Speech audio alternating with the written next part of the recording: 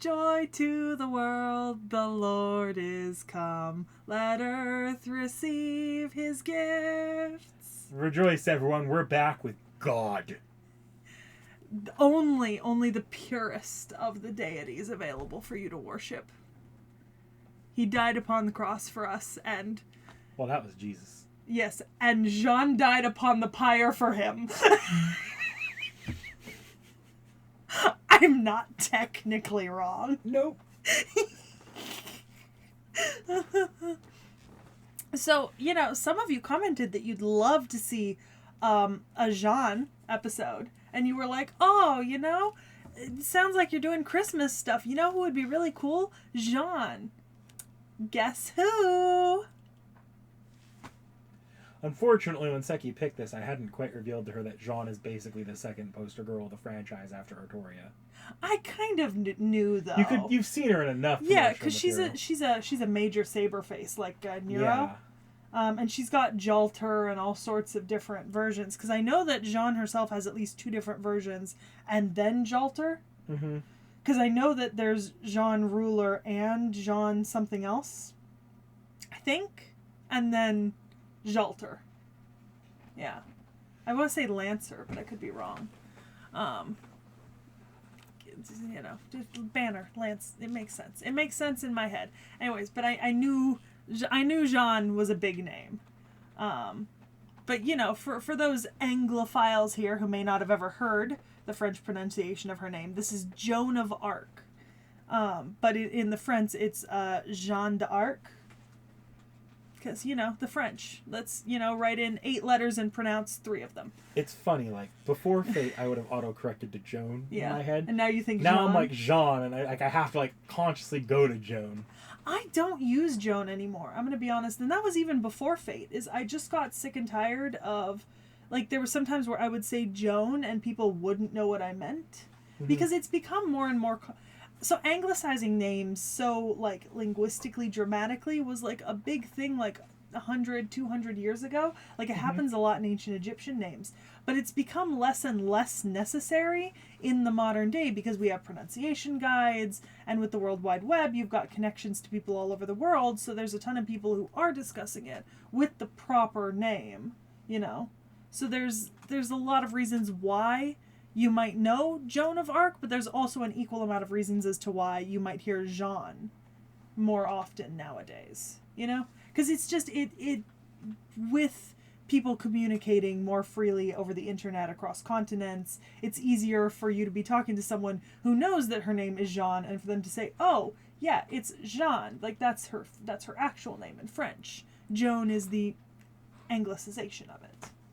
Although there is a stunning song by Heather Dale called Joan, where she does use the Joan pronunciation, and it's all about Jeanne d'Arc, and I really love it. It's very good to listen to. I myself am not a Christian, but... Yeah, you say Jesus more than anybody I know and do the heart cross thing all the time. Like I said, I've got a friend taking medieval culture as a class right now, and for some reason it was like a joke that we were we were talking about saints and Christ and all that sort of stuff, and it just became more and more and more and more regularly a part of our everyday sort of talking and hand gestures, and it's now just become a part of it, It happens, so it's not a bad thing. People change their mannerisms. I tend to use Jesus and Christ. I take the Lord's name in vain regularly. I'm not particularly deferential towards Jesus Christ. I mean, I use his name as an epithet very often, but that's a very American thing to do. British and American, to take Jesus Christ's name in vain. Or use it as an epithet or kind of a replacement for a swear word. Some people probably don't like it, but it's one of those things where if you try to correct it, it's much harder when it's a part of your regular vocabulary and there's a lot of people around you also saying it, because then you're hearing it and it's a feedback loop. So we're going to hell. You might be. Yeah. I'm not. I'm a saint, didn't you know? Sure. History girl. Get to history. So, Jeanne d'Arc, famous Catholic saint, also Anglican honored, which is fun. She was integral in the siege of Orleans under Charles the Seventh. VII 7th. My Roman numerals can be a little bit rusty when I don't know them off the top of my head. And she's kind of known as the defender of France, as well as the patron saint of France, because of her role during the siege of Orleans during the 100 Years' War, and her involvement with putting Charles VII on the throne of France, which was a major historical event, as I'm sure you all know. The other thing is, she is one of the rare women in history who managed to not necessarily defy her own gender norms, but supersede them enough to take a position that is not typically available for women, and to be generally accepted into that position and allowed a certain level of control and autonomy, which is pretty impressive to be able to do, especially during medieval Europe, when women's gender roles were very, very strict and much more set in stone than they are today, or they were perhaps in some other time periods and areas of the world. Not to say that women's gender roles haven't been just as strict in other places at other times, but she did manage to overcome this, and it was a major obstacle for her. So you're saying is, in a stuffy Christian in medieval society, the way you get around that is by saying God told you to do it? That doesn't work for everyone, though, because there's 2 or 3 people, women, who claimed to be prophets during medieval Europe and were either committed to, like, insane sanatoriums or laughed out into poverty and then killed. Quite famously, it didn't work for Jeanne at first either. No, but there were some women who had it much worse off than Jeanne did. So she did manage to, my assumption based on what I know of her and the research I've done is that this was entirely based on necessity and charisma. It wasn't just that people believed she was necessarily hearing from God, but she had the charisma to persuade people and the actual ability to maintain the role that she managed to get herself into, which is impressive in its own right, because it's one thing to claim that you're allowed something because of God and for people to accept it and then give you that because of it. There's another thing to claim it and then achieve it by your own sort of volition and effort.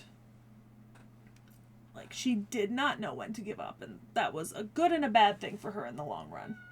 Not so long, considering she was born around 1412 and died in 1431 at approximately the age 19. The 30th of May, in fact. I mean, she really cooked in her lifetime. I'm cooking, baby! I'm actually going to hell. You're really going to hell. Yes, queen, fire! Now we're both going. Slay! I'm so sorry. So her feast day is the day that she was burned at the stake, the 30th of May. And she was actually canonized pretty recently in 1920. Although about 11 years before that, she was beatified, and she was used and known as sort of someone almost on the level of a saint long before that, because that's kind of one of the prerequisites of becoming a canonized saint, is people have to accept you as some sort of patron saint. She was an apocryphal saint for a while. Yeah, exactly. So Jeanne did not come from a high family status or background. She was born to a peasant family in northeast France, and in about 1428, when she was 16. Oh, my brain's cooking today.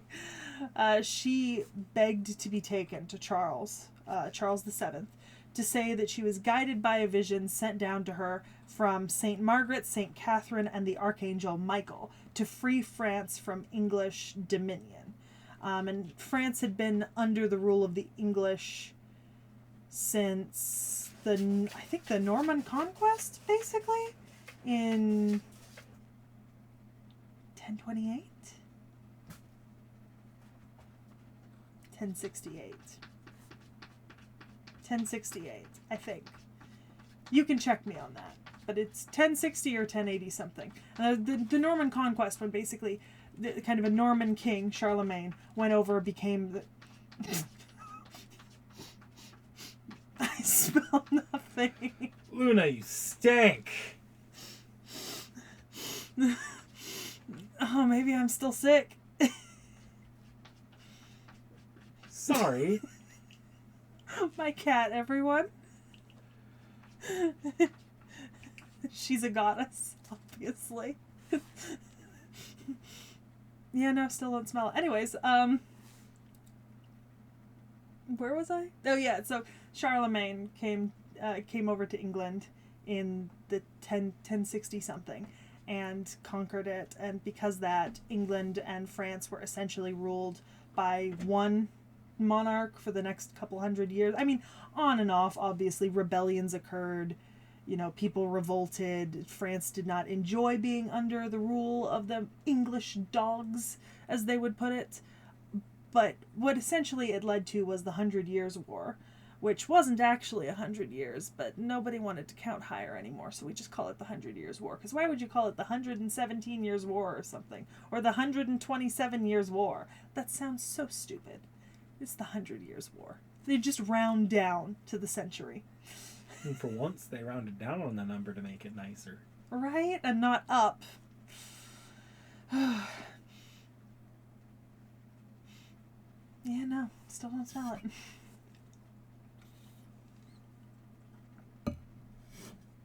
So she very obviously, from what we know, did convince Charles that she was sent by the angels to help him. Although I would postulate that maybe this was less of a I believe that God has sent you, and a little bit more of I deserve to be king, and if you're gonna help me, you can claim to be whatever you want to claim to be. Also, you're probably an attractive young girl, and you know, either a great general or a great martyr. Yeah, pretty much. So when she was 17, she was sent to the Siege of Orleans as part of the relief army. She arrived there in about April of 1429, wielding the banner and bringing hope to the French army, which had been demoralized by the length of the siege. She encouraged the Loire campaign, which resulted in the French pursuing the English very aggressively all the way to Patay to achieve a decisive victory in the war. And then that opened the way for the French army to then march on Reims unopposed, which Reims is where Charles would then be crowned the King of France with Joan of Arc, or Jeanne, at his side. All of these victories achieved in the short span of time would largely boost French morale, which would eventually lead, supposedly kind of in a direct morale line, to the final triumph in the 100 Years' War several decades later. To which I contest, really, after several decades, were they still being moralized by Jeanne, who had been burned at the stake several decades before? You really want to make that? You want to make that claim? I mean, I'd have to see how things were before she came around. Like, was the war about over with people losing sort of morale already, and then... I mean, they were still fighting. If they were still fighting, then yeah, I don't have anything to say about that. I think that's a rather optimistic take on sort of the end of the war, but I think certainly when you think that stories of Jeanne have been reconstituted into, and this is not a bad thing, but they've been reconstituted into a very nationalistic, patriotic story for France about them managing to come from behind and defeat the English and take back sovereignty after, a significant period of what essentially amounted to English rule. The nationalization of stories like this isn't necessarily unique, Mulan does it as well. Like, Mulan is also kind of a nationalist story that has been more and more patriotized as the years have gone on and the eras have changed. And there are certainly a ton of other versions of this in history with both men and women, where you just ascribe a lot of significance to someone in post because they are this sort of national symbol, and you can claim them and rally behind them as that symbol. I don't think that's a bad thing. However, after Charles had his coronation, Jeanne was then sent to the Siege of Paris, unfortunately, in September 1429, which was largely unsuccessful, and then in November to another failed siege at La Charite. Her role in these defeats essentially reduced the court's faith in her after the crowning of Charles, and she would then try to organize a company of volunteers in 1430 to relieve the Campagne, which had been besieged by Burgundians. And the Burgundians were the French allies of the English, because it wasn't the English entirely fighting on their own. They did have allies on the continent. She was then captured on the 23rd of May, and we know that she died on the 30th of the following year. So she was handed to the English in November and put on trial by the bishop at the time, Pierre Cauchon, and accused of heresy, blaspheming, demonic visions. They said that she was a blasphemer because she wore the clothing of men, and that her visions from Gabriel and Catherine were demonic. And she was essentially tried by this one bishop, and he refused to acknowledge that her words and deeds were any sort of kind of godly thing, and so was declared guilty at the end of this trial. And then on the 30th of May in 1431, when she was about 19 years old, she was burned at the stake.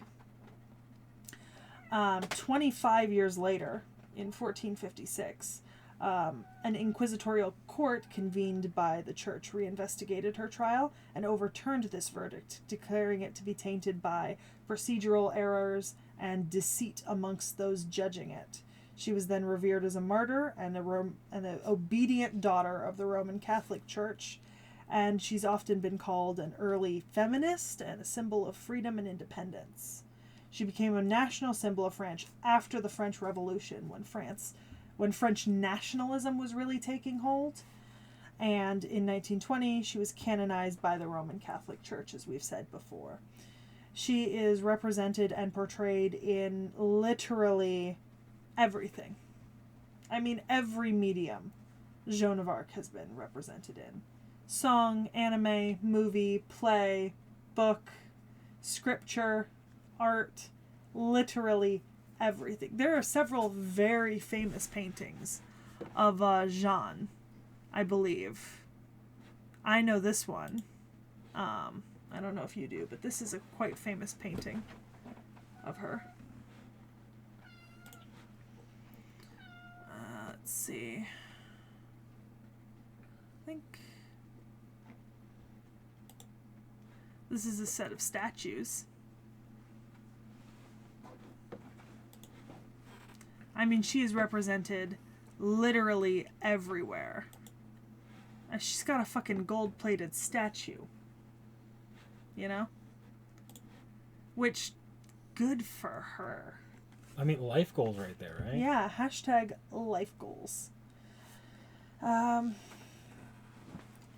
as a child, was illiterate because she was not taught to read and write as the child of a peasant family, and so she dictated her letters for most of her life. And even though she may have later learned to sign her name, as evidenced by a signature at the bottom of some of her letters, it's largely believed that she likely did not write most of them herself. They were likely all dictated. When Jeanne met Charles VII, I mentioned already, she was 17. He was about 26, for context. So he was not that old, and she made a strong impression on him.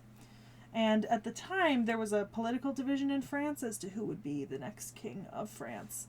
And she basically backed him, right, as the Dauphin. And Dauphin is the French word that traditionally means the heir to the throne. That's what you call them. You don't necessarily call them like Prince Heir or Heir Apparent. You call them the Dauphin. So Charles did actually have her tested. He had her sent to Poitiers and examined by a council of theologians who declared that she was a good person and a good Catholic. So even though she did make an impression on him, she did have to prove herself to a group of people who were deeply involved in the study and reading of Scripture and the study of Catholicism in general. They did not agree on the source of her inspiration, so that it was coming from the Archangel Michael and St. Catherine, but they thought that if they sent her to Orleans and she was successful, then that would be a test of her divine origins, and it would essentially prove that she was divine regardless of what she was getting her influence from. She was then sent to be physically examined by another woman, and was examined by Charles's mother-in-law, Yolande of Aragon, who verified her virginity to establish that she was the prophesied Virgin Savior of France, who could show the purity of her devotion and that she had not consorted with the devil. Which is, I think, fucking hilarious. After all of this sort of confirmation, then, the Dauphin, Charles, commissioned plate armor for her, and she designed her own banner and sword, and it was presented to her at the Church of Sainte Catherine de Fierbois, which was one of the saints who was talking to her, which makes it very appropriate, is that was where she was getting it. Around this time, it's when she began to call herself Jeanne the Maiden, because it emphasized all that was proven about her virginity and her kind of mission. So when she arrived at Chinon, the situation was pretty bad, but it actually wasn't hopeless. The forces were pretty prepared for a prolonged siege at Orleans, but they were pretty demoralized at the same time. So it's said that her personality was what raised their spirits and inspired devotion and the hope for divine assistance. So there's definitely like a personality force behind her. I'd say almost a cult of personality around her as a person. Like, sure, people may not have entirely trusted where she came from, but she obviously spoke well enough and displayed herself well enough that people were willing to believe and take a chance on what she was saying in the hopes that it would succeed. I mean, even Charles, he really could have tested her much further. Like a meeting with the Council of Theologians that didn't last that long, and an examination by his mother-in-law, and then off to the field of battle to prove herself, is not exactly a very stringent process for the ascertaining of the divine origins of someone claiming to be the savior who will place you on your rightful throne. But hey, it worked. It worked. It did work. So when she arrived, when she arrived in Orleans the first time, she met the bastard of Orleans, Jean de Dunois, who was the current commander of the area, and he managed to get her into the city, right, of Orleans through the siege, where she was very enthusiastically greeted by the people inside there. At this point, she was not given formal military command or included in military councils, but she gained the support of the troops and she seemed to be kind of omnipresent. She was always there, and she stayed amongst the front ranks to give them kind of to portray herself and give the sense that she herself was the person fighting and leading them. And this is what gave her some of her military power, because the men knew her and they recognized her, and so she became sort of a force to be reckoned with. She might not have been included in military councils and such, but she was part of positive battles. The men knew her, which is honestly more than can be said for a lot of generals who sit in their tents and strategize. So it's an easy way to win favor with troops, is to involve yourself in successful battles. And her kind of supporting the pursuing of the English army to that large defeat at Patay only made her more influential amongst the troops and even some of the other commanders and generals at this point. Poitiers, she had declared that she was sent by God, and they said, "How can you show that?" And she said, "Take me to Orleans, and there will be a sign." And guess what? Victory. The sign was victory. So, I mean, really, it was kind of a no-lose situation. I mean, you go to Orleans, you die a martyr, you live a saint. I mean, the victory could only be a good thing for her. So, 10 out of 10. Good for her. I don't want to go into extreme detail about war history of the 100 Years' War, because I'm sure there's a ton of other videos on YouTube that can tell you all about the 100 Years' War, and honestly, it's just not that interesting. It's a long, drawn-out conflict between Armagnac forces and Burgundian forces, the English, the French, 2 or 3 different generations of kings and multiple sons, and confusion amongst the sons as to who was to inherit. Arguably the most influential thing to come out of the modern day is the French hatred for the English that led them to assisting America in the Revolution. Yeah, that's pretty on point. So, I do think it's really funny that when she was put on trial, she was accused of blasphemy for wearing men's clothing and such, and that her visions were demonic, when it had been attested by the French theologians that she was divine in origin, and she had been gifted this plate armor similar to that which a man would have worn by the king himself. And I think that's really interesting because obviously she was being tried by the enemy forces, an English bishop in an English court. Gee, I wonder if there's any political bias involved.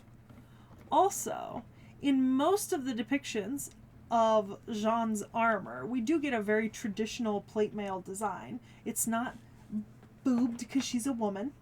It's not cut out in the front because she's a woman. It's not anime armor physics because she's a woman. It is a full set of plate armor, which I think is admirable for most portrayals. She's either depicted in the plate armor or gown.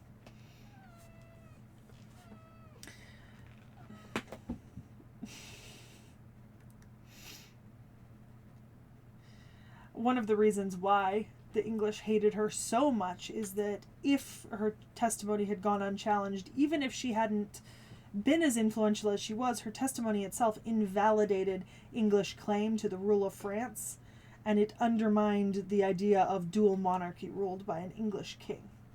Right? So it basically, she undermined the entire system that the English had built up to control France over the last couple centuries. So this was not actually a trial. The verdict was decided long before the trial actually went through. Her guilt was used then by the English to try to compromise Charles's claims to legitimacy by saying that he had been consecrated by the act of a heretic. Like, her being at his coronation made his coronation invalid and made him not a king with divine right, and therefore he could not rule France. Which is absolute, double talking bullshit, but it's how it worked. The divine right of kings was the strongest power holding people to the throne, and the Pope wasn't really getting involved in the 100 Years' War. He just wasn't. During the trial, she showed amazing grace and elegance and control. They tried to trap her constantly into her words and disturb her, and she would just answer in really the best way possible most of the time. She was even shown instruments of torture at one period, and then the bishop who was trying her, Cauchon, tried to call a vote to have her tortured. And out of the clerical jurors who voted, they actually voted against it. So, and you have to think, sure, some of that might have been their own morals and compulsions, but honestly, it could have just been that she was answering the questions in a way that really made them think that she didn't necessarily deserve torture. Then again, they also might have underestimated her as a peasant woman who wasn't worth the air that she breathed.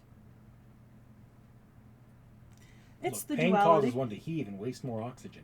Yeah, it's the duality. So when Cauchon began to read her sentence out when she was to be publicly condemned, she agreed to submit and was presented with a document of abjuration. But that included an agreement that she would never wear arms or bear arms or wear men's clothing ever again. It was read out loud to her, and she did sign it.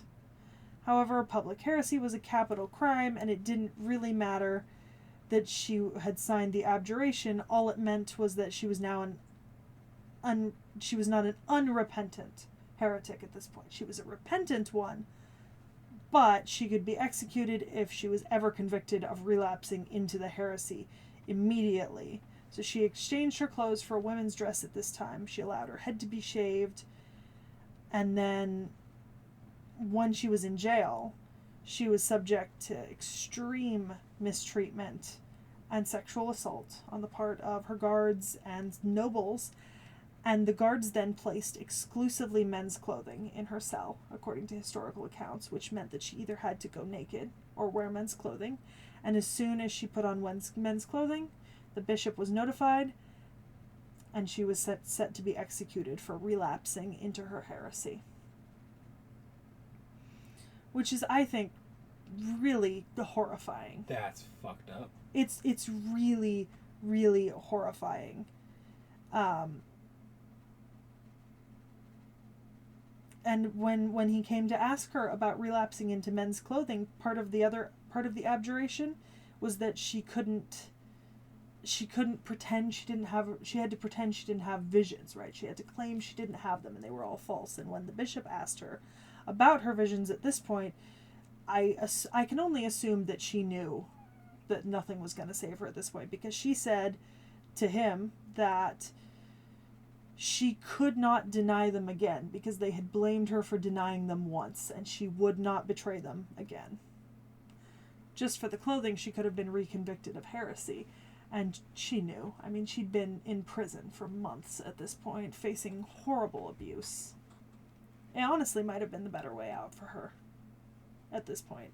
So, at the age of 19, she was executed. Publicly read her sentence.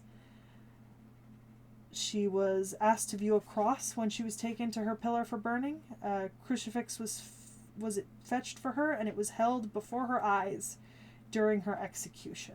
Held up for her to see while she was burning. And after she died, her remains were thrown into the Seine. Which is horrible. I hate that. Her execution did not actually severely affect the military situation of the 100 Years' War, though. Her triumphs had still raised morale, and Charles was still a popular king. And 22 years after her death, the war ended with the Battle of Castillon in 1453 and the expulsion of the English from all of France except for Calais. I wonder if news of her execution pissed the French off at all. Or maybe the treatment she received while she was in prison. I mean...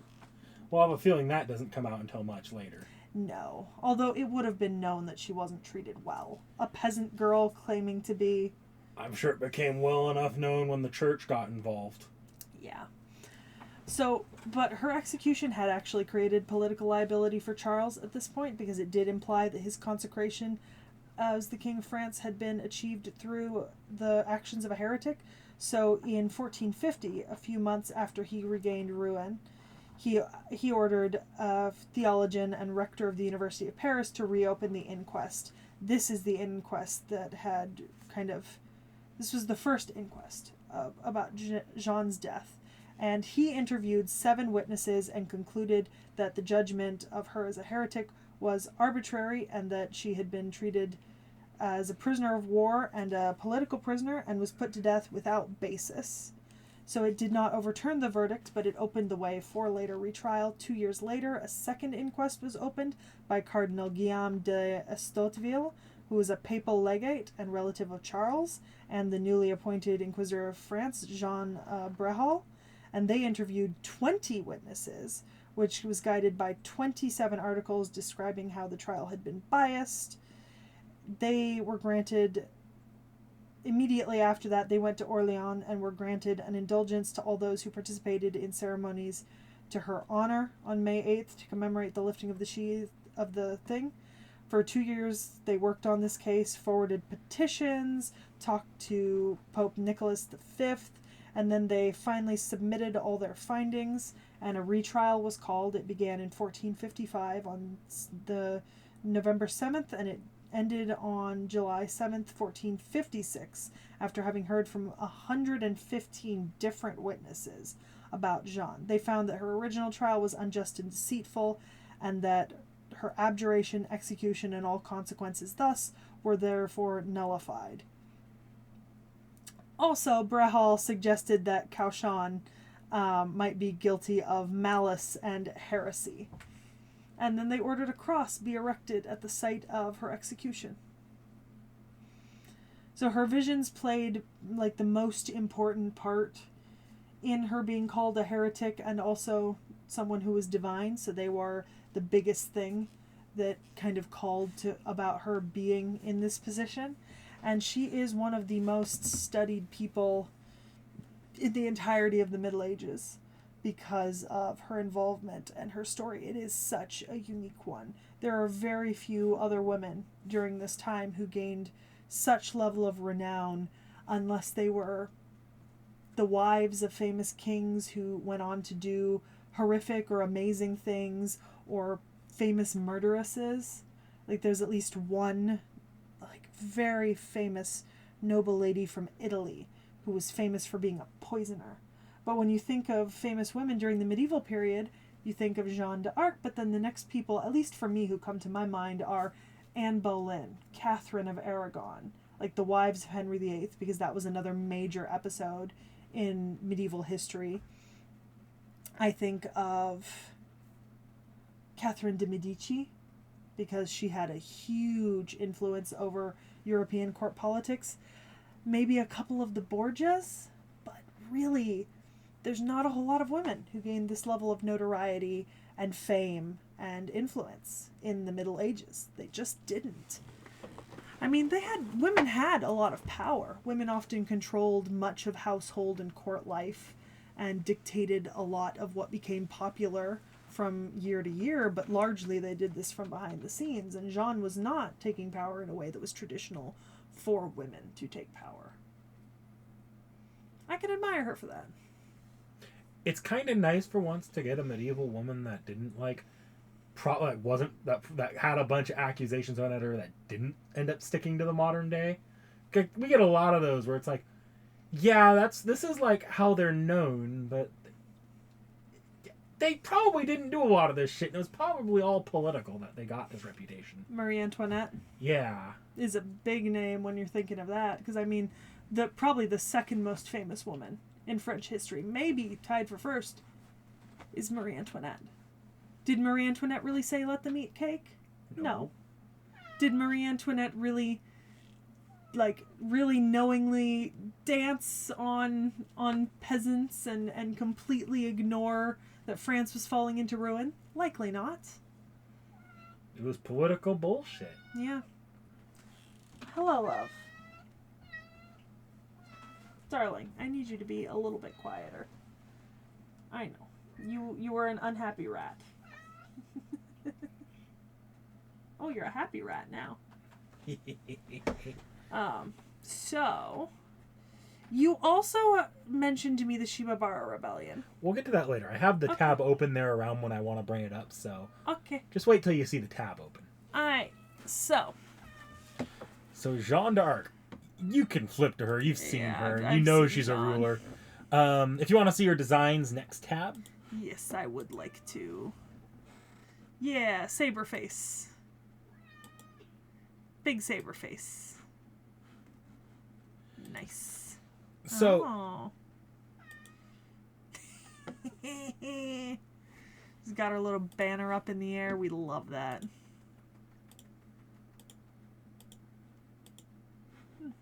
Nice. So as far as Jeanne d'Arc goes, we're actually going to be going over two instances in one here. Mm-hmm. Because they don't really have separate pages for them. Mm-hmm. But the first is a little bit interesting. The first one is the one that was seen in Fate Apocrypha, where she comes from for Fate. Mm-hmm. Here, due to the existence of a carryover servant from a previous Grail War, she could not manifest completely. So she had to become a pseudo-servant with somebody as close to her as possible, which just so happened to look near exactly like her, except with a slightly bigger bust. That person was a French student named T.H.E.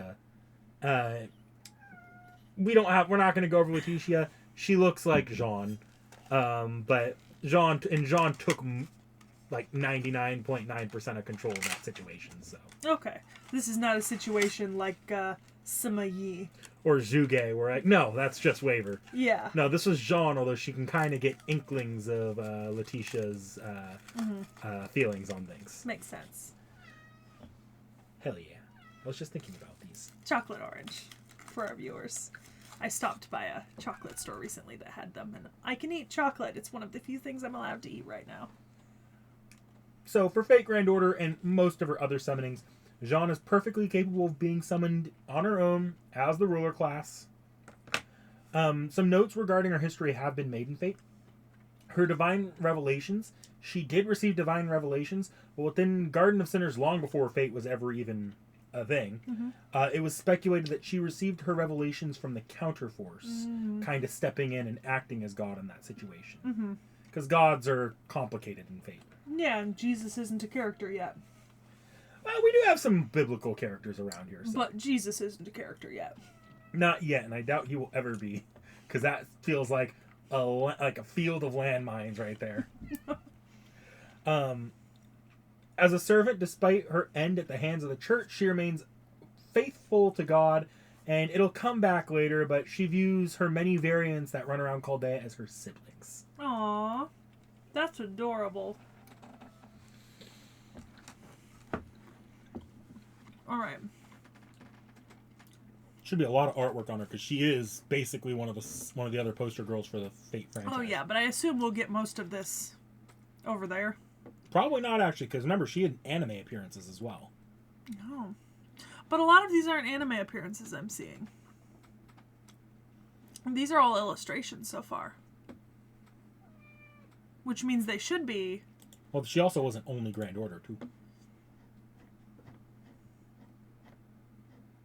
Oh, you're right. There's not a lot of stuff there. Yeah, because this wiki focuses mostly on Grand Order. Oh, okay. Sometimes Grand Order Arcade. Alright. So then I will take a... Mind if I go right run ahead. through some of these? Oh. Oh. Aw. I do like her design. I think it's... I like it. It's not too horny for me. Well until they decide to. Yeah, but so if her you go back, normal design... That is Letitia. Okay. Yeah, her normal design is not too overly... No hornier than you would expect. Yeah. That's pretty. And anything else is just fan service. Yeah. Oh, goodness. What is this?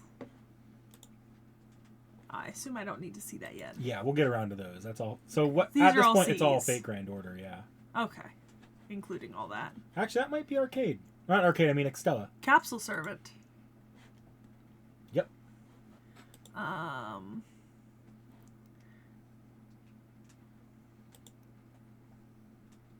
Magical Girl? Jeanne appears in a lot of shit. That's why I'm like, I don't know what's going to be in that wiki or not. Grand Carnival. Okay. Alright, so I think you've got relationships for me. Okay. Giles de Ray. Oh, Giles, you're here as a general too? Let me know if you ever need your eyes poked out. So, in Fate, there is a note that... You know how... You've seen Giles de Ray in Fate, where he's got like, the bulgy eyes going for him? Yeah. The reason it's like that is because they're always irritated, because Jeanne would apparently just jokingly poke him in the eye every once in a while. Amazing. Violent. It wasn't broken yet. I needed to break the pieces off. I saw someone post online that Americans will do anything other than eating fruit with that, and I'm like... And everyone, like, got on them on Twitter and were like, this is more of a British thing. Mm-hmm. It really is. Giles Castor. Yes, Giles is now in that form. The past cannot be reversed, but I can still pray for the salvation of his soul. Okay. Jalter. The girl who muscled her way in from the reverse side of the coin, but putting aside the time that they had fought as enemies, she can't, of course, let that person know that once she turns into a servant, she feels a little happy, as if she had a brash little sister. Alter. Honestly, as the older sister, I simply cannot abide her perverse ways. I know what this is called. It's tsundere, right? What? That term is old-fashioned? I thought it's the new trendy word. Aw. Jalter swimsuit. You're making manga, right? Then I'll make one too. Let's do our best together. By the way, you need a German dictionary? Why? Also, where did you get those Japanese swords from? Foreshadow. Jalter Santa Lily. I see. You're a Santa, a Lily, an altar, and another me. That is rather complicated, but it's okay. Yeah, everything will be all right. Sieg. I'm sorry, master. Who is that servant? A homunculus, you say? I must just be confused then. Yes, that must be it. Aw, during Fate Apocrypha, she develops romantic feelings for Sieg? Sieg is the main character of Fate Apocrypha, so. Yeah. Alright, Astolfo. It's not that I have anything against him, but once we confront each other, I would naturally make a fist, you see. I wonder why.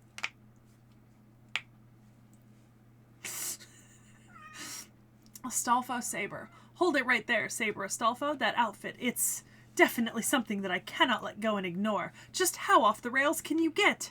A cute rabbit? Why? Is something the matter with Sieg? Is he in trouble again? Siegfried. Yes, I have some connections with the famous dragon slayer. Still, we've hardly ever met. What does that mean?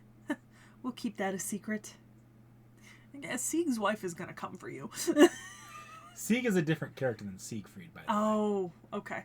Well, that's a complicated relationship we'll unpack later. Okay. I was not aware. Amakusa Shiro Tokisada. The one aim to bring salvation of all. To be quite honest, you were an opponent I hope never to cross blades with again. I am glad we now fight together. Atalanta. Yes. We don't stand in opposition anymore. I am glad we can fight together. Aww. Aww. Atalanta gets a grudge against Jeanne when the altar exorcises Jackie? Poor Jackie. Karna. A champion of the poor. We may not be of the same god, but he too is worthy of the title of saint. If you allow me to say so, I think he should work on boosting his master luck. Indeed. See, that's how you gracefully acknowledge that someone is of a different faith than you. Shakespeare. If you use your noble phantasm on me again, will you at least come forward? I can't take much more of this. Okay. The Queen. No, I haven't forgotten. Marie, you don't mind if I call you by your first name, yes?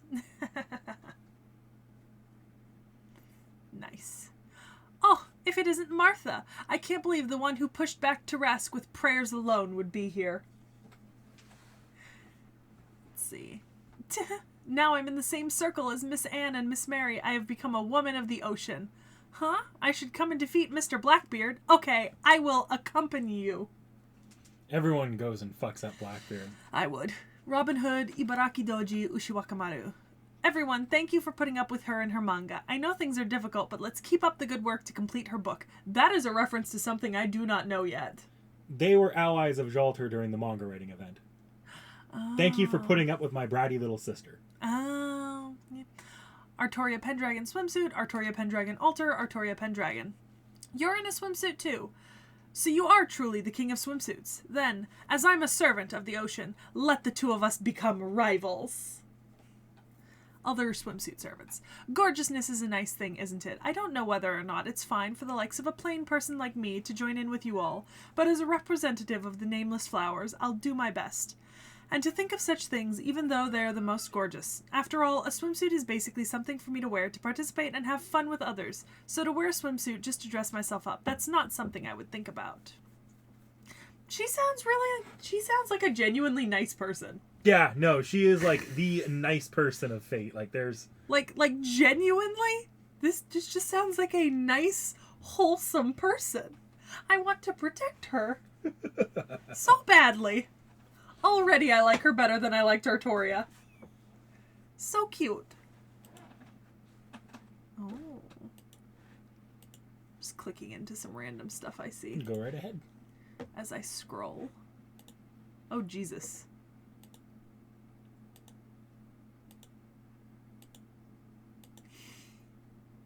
Is that Emia? We'll get to that another time. That is, Oh, is this something I shouldn't be looking at? So this is all artwork from the Apocrypha light novels. Oh. And the anime. Oh. Ugh. Did she just poke him in the... Yes. Look at I knew you would love that artwork. Man's just like, what the fuck? This is a gag ending to Capsule Servant that just jokes around about this the possibility of a scenario where Shiro just summons Jeanne instead on accident. And Ku just doesn't know what to do with himself here. Yeah, well, what would Ku do? Is this where This is a gag where Rin summons Jeanne instead of Emiya. And doesn't know what to do? Yeah. I don't know. I think you got the better end of the stick, Rin. Okay, we saw that. Aww. Why is there a kennel?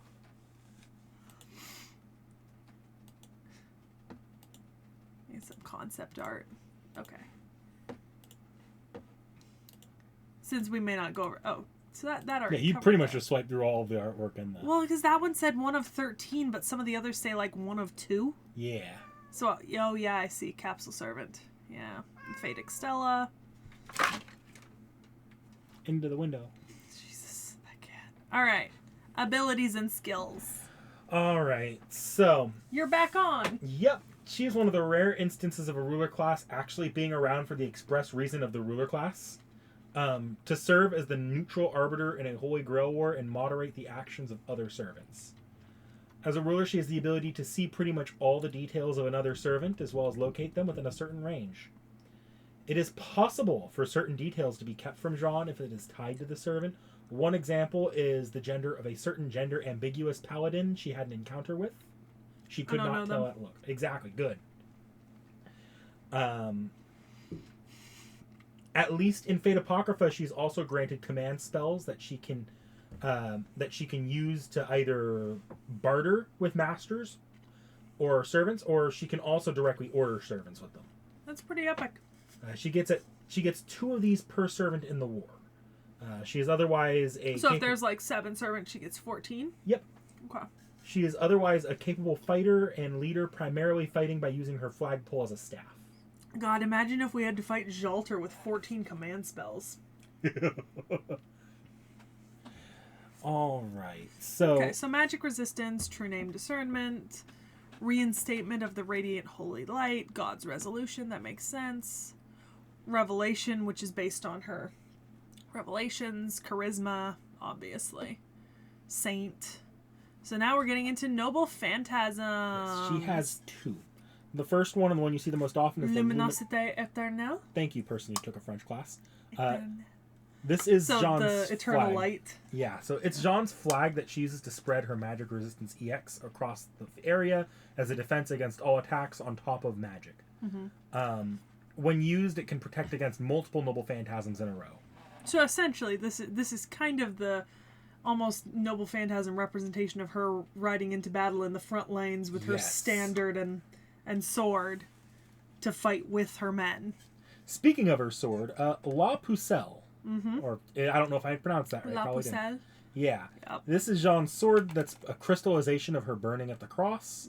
When used, it will release a powerful reality marble for an instant that releases instant annihilation to something Jeanne views as a dangerous threat that must be destroyed. They viewed her as a dangerous threat that must be destroyed. Yes. Upon its release, it will also kill Jeanne. Unfortunate, but, understandable. So, being such a big servant in Type Moon, we have a lot of noble phantasms for Ruler Jeanne alone. Okay, alright. Are any of these things I'm going to need to... 1. I'll catch you with Okay. before then.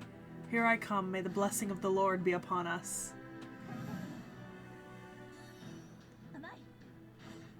I'm half expecting the voice actor to just start in nomine Patris et Filii et Spiritus Sancti.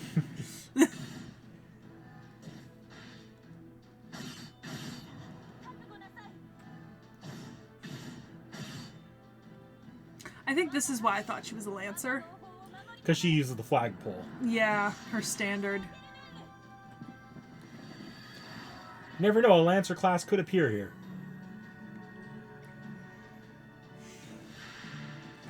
Okay. I mean, not much in that NP. She is literally one of the earliest servants. So. I know. All right, so Extella Link. Cut. Or a regular Extella. Cut. Oh, wait, cut. Cut. I had opened the wrong one. Oh, am I not supposed to be watching this? Not quite yet. Can you go back? Here. Sorry. Is it this one? No. Is it this one? No. Go, Do you so need me to search there should have been a something new? normal Extella one, too. There was not.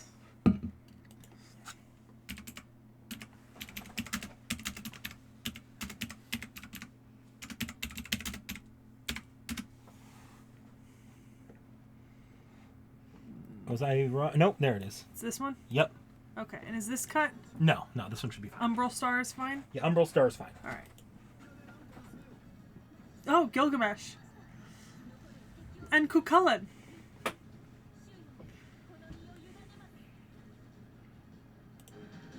I'm just going to turn it up a little so I can hear it.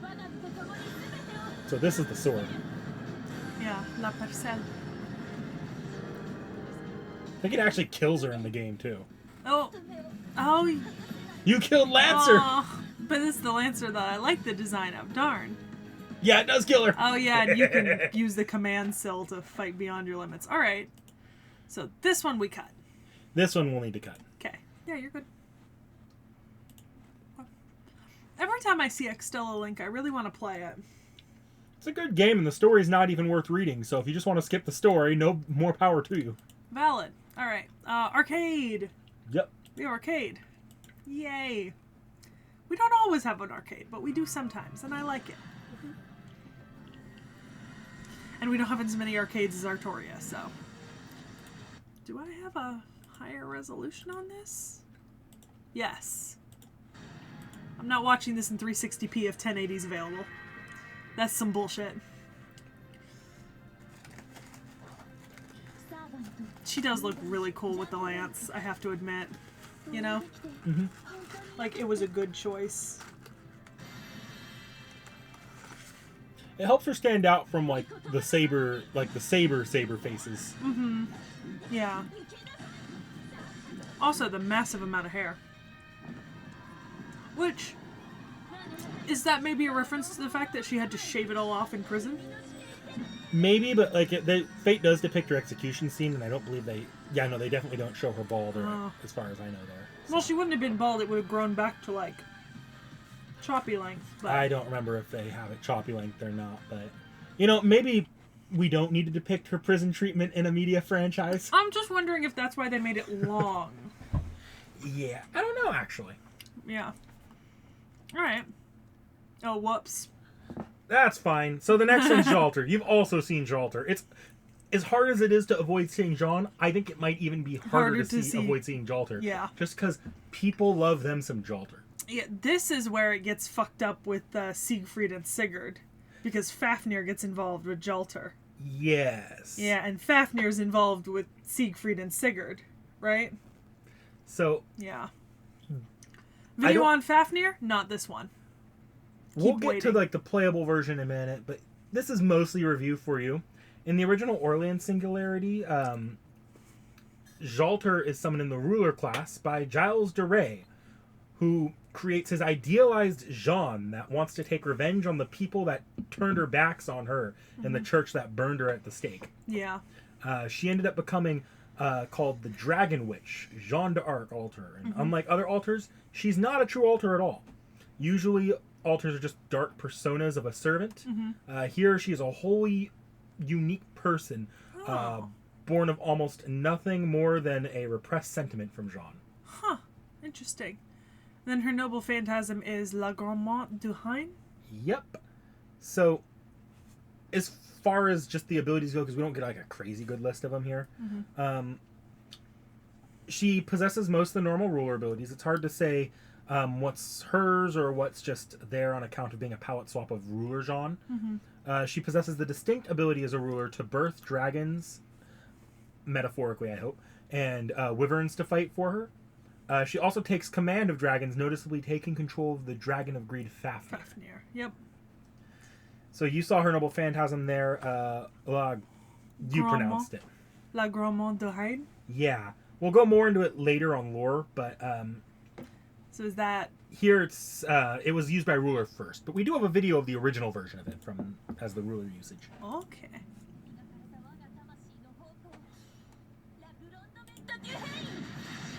Yeah, kind of underwhelming. Early stuff usually is, I've found. There. So... Am I scrolling or clicking into the next tab? You can just click into the next one. Okay. I try not to make you scroll these days. So, this is the one everyone's more familiar with. This is Jalter. Yeah, this is the Avenger Jalter. Yeah. When manifesting as a remnant, or she manifests as a remnant of that singularity, with her wrath defining her more than her reflection of Jeanne did, making her just be an Avenger. Good when for her. summoned as an Avenger, she is a lot more not friendly to people. Friendly might not be the best word, or she's a lot more friendly, but not, in a way, it's more emotional than friendly. Able to form bonds, maybe? Yeah. She ends up forming something akin to a bond with the Master of Chaldea at that time, and her summoning is really more or less tied exclusively to Chaldea.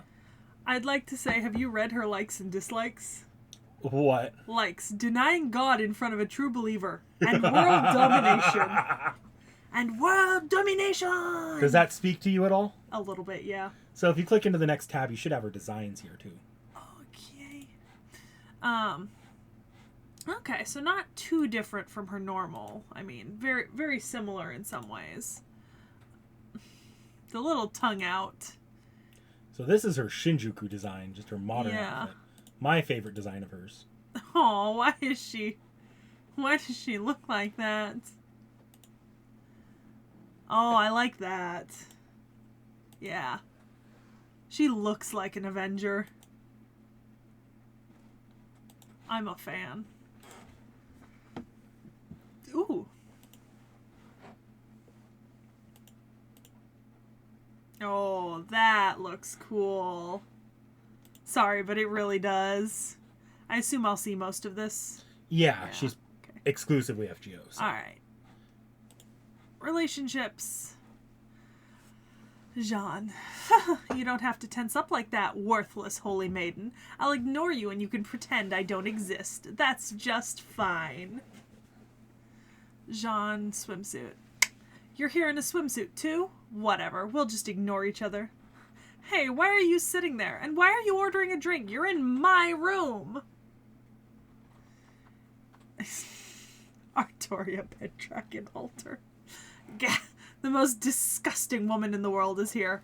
What's with this black holy sword? Isn't that a contradiction? For something holy to be pitch black, how repulsive can you get? I like Artoria Altar. I mean, I like Lancer better, but, you know. Alright, Santa. Hey, you. Yes, you. I'm talking to you. My Christmas present, the roulette, is broken. Exchange it for me. Cooling off period? Huh, what? It's already over? Don't screw with me. Artoria Altar swimsuit. Oh, hey, a stupid maid. Be a good maid and clean my room top to bottom. Make it spotless so much that I could eat off the floor. Hey, wait a minute. Who said you could draw your sacred sword here? Hey, stop. Stop! Oh, Giles is here too. It's disgusting with all these heroes of justice, but if you're here, then there's hope yet. Okay, the servants in the occasion of the counterfeits riot. That is a dark past. A dark past. Just make sure to absolutely not remember that, alright? So you remember this event, right? Where she just basically made a bunch of fake servants? Yes. With, like, wrong classes? Yep. Angramayu. That's the original Avenger. Is that supposed to be a joke? Wait a second. The same class as me? No way. My senpai is too weak. Jeanne d'Arc Alter Santa Lily. Oh, it's just you, Santa. Why don't you be a good girl and just wait for winter? Just because your outfit looks like a swimsuit doesn't make the sun good for you. Sheesh. Unbelievable. Kiyohime. Ever since all the good guys will say nothing, I shall say it to you. Kiyohime, you are sick. If you can't even tolerate a lie, then go be a nun or something. Love that. Alright, I scroll, and I scroll, and I scroll, and I scroll. Yeah, she's arguably used And more I than scroll. Jeanne in FGO. Ah, abilities and skills. So as an Avenger, she is effectively hatred personified. Of course. Like Jeanne, she fights with her flag, but she's also more willing to use her sword as a weapon and uses it in more controlled bursts of her noble phantasm, as you saw in her ruler version. Mm-hmm. Jeanne Alter will use that to deal damage against her opponents as regular attacks. Nice. Good for her.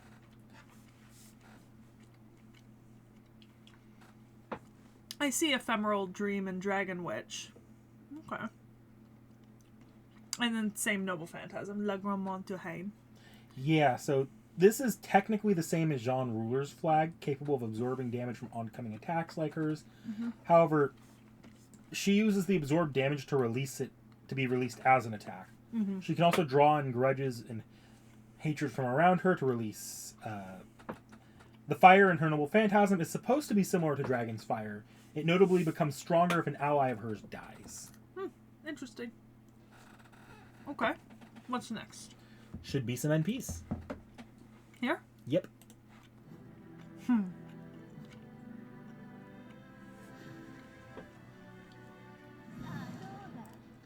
I keep thinking of the Witch on the Holy Night.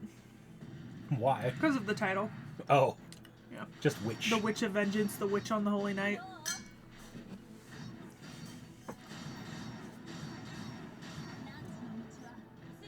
Fantasy franchise makes liberal use of the word witch. Who would have thought? You know, like 20 others. Oh no. I'm out of water. Says you never. But actually, Did you catch what happened there? no, sorry. I was demonstrating to you that I drank my water. The howl of a soul filled with hatred. Fire. Oh, I approve. I thought you would. That's why I had you redo it. Alright, arcade. Yep. Last piece is yours. Sweet. It's actually 2 pieces. I know. Cool. The last one I had was 2 pieces too.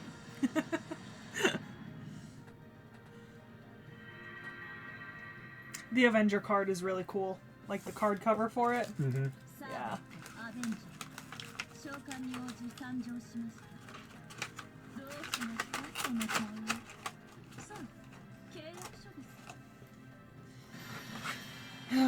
It's the exact opposite of Jeanne.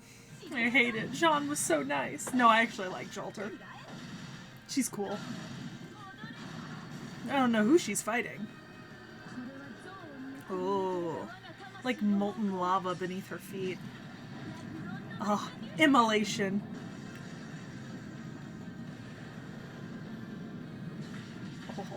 I love her arcade, just for how violent that NP is. Hang on a sec.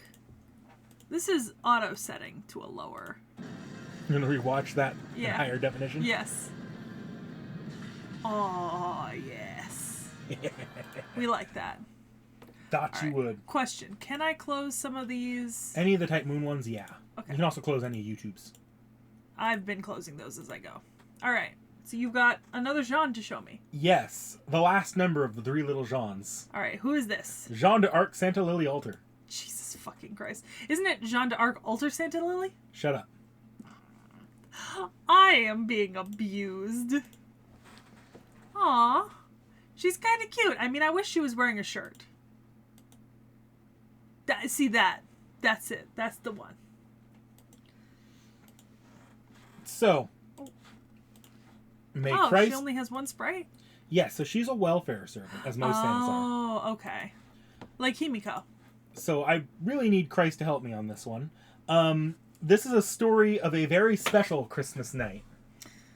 One night, jealous of Artoria Alter's stint as Santa, a summoned Jalter sought to steal Santa's sack and become Santa herself. but neither she nor Giles de Rais had presence concealment, making it a difficult task. So, Giles de Rais and Jalter request a potion of invisibility from Kid Gilgamesh to allow them to steal the sack. Mm-hmm. Kid Gil, either by mistake or by trick. No, it was definitely a purposeful prank.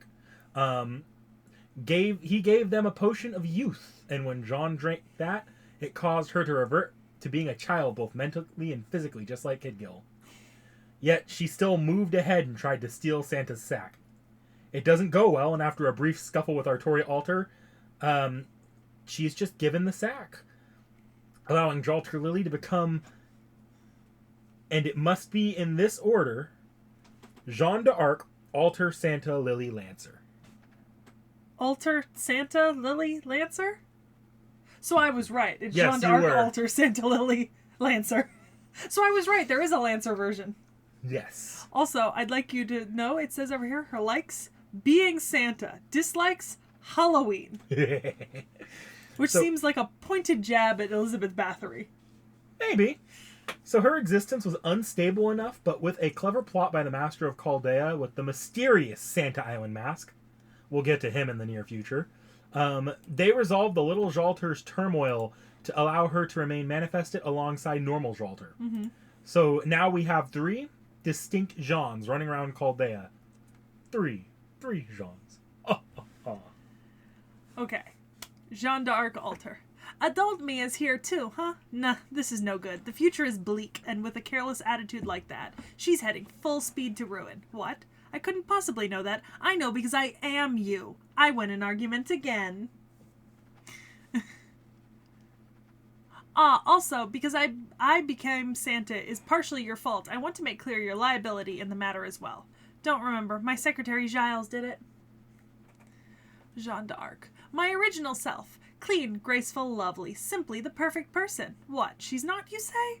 She pokes out people's eyes and runs wildly and recklessly ahead without any care for her surroundings? As if. The uncle who sometimes comes and visits, unrelated to Lily. Giles is shocked. Artoria Pendragon Alter Santa. It's old Santa. Don't worry, I've already delivered this year's presents. What's the world coming to if a child can be Santa? Even though I look young, I'm more mature than adult me, so it's fine. Let's see. Altera Santa. The 3rd generation Santa. Do you have anything you want to ask me, your senior? Amakusashiro Tokisada. Santa? No, my Santa mentor. What? You're not Santa here? Ah, I see. You're a secret Santa. I've got it now. I'll keep it under wraps. Jackie and nursery rhyme. Jack and nursery, have you done your homework? What, servants don't have homework? I think you'll find they do. Adult me also tried her hardest and learned to write her name for the contract. Huh? Why is she getting so flustered and angry all of a sudden? Because you just outed her as being illiterate. So she is the 3rd member of Jacques and Nursery Rhyme Little Trio. Also, did you see the comments about how in I think it was in the nursery rhyme video, you called Paul Bunyan Little Artoria or something? Yeah. I probably called them Jeanne Alter. Yeah. Really. Yeah. Alright. Abilities. So she's actually pretty damn weak compared to the other Santas. Oh yes, I see that. The difference between her and Karna is so great there would be no competition. And you'll remember from our Santa Karna video, Karna had great things to say about fighting every single one of the Santas. Except for her. Jeanne. She is significantly weaker than any of them. Although I still want to see Karna versus Ketz, the theatrical movie event of the century. You know what I mean? It didn't even happen. We did that before that event came out. It didn't even happen in the event. It was off screen. Aww. So she fights similar to Jalter, using a smaller flagpole as a lance and as a polearm, and uses ice instead of fire. Nice. I see magical resistance, gift of the saint, self-transformation, and ephemeral dream, which is those 2 are the same as her other one. Yeah. You want me to pronounce the noble phantasm? Please. La Grâce Fille Noël. Thank you. So, Jeanne Alter Santa Lily sings a sermon that punishes those who are naughty by dropping Christmas shit on them, and rewards those who are nice. I love that.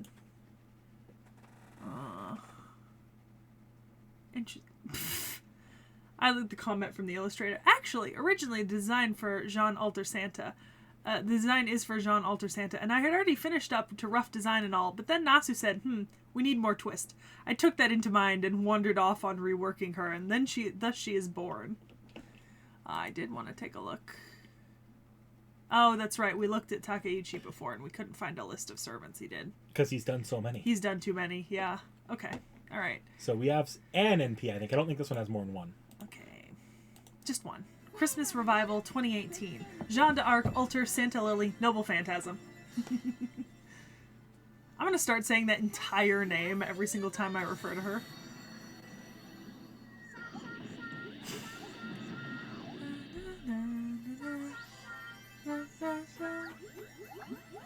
Aww. Like I said, Christmas shit. The little dolls are cute.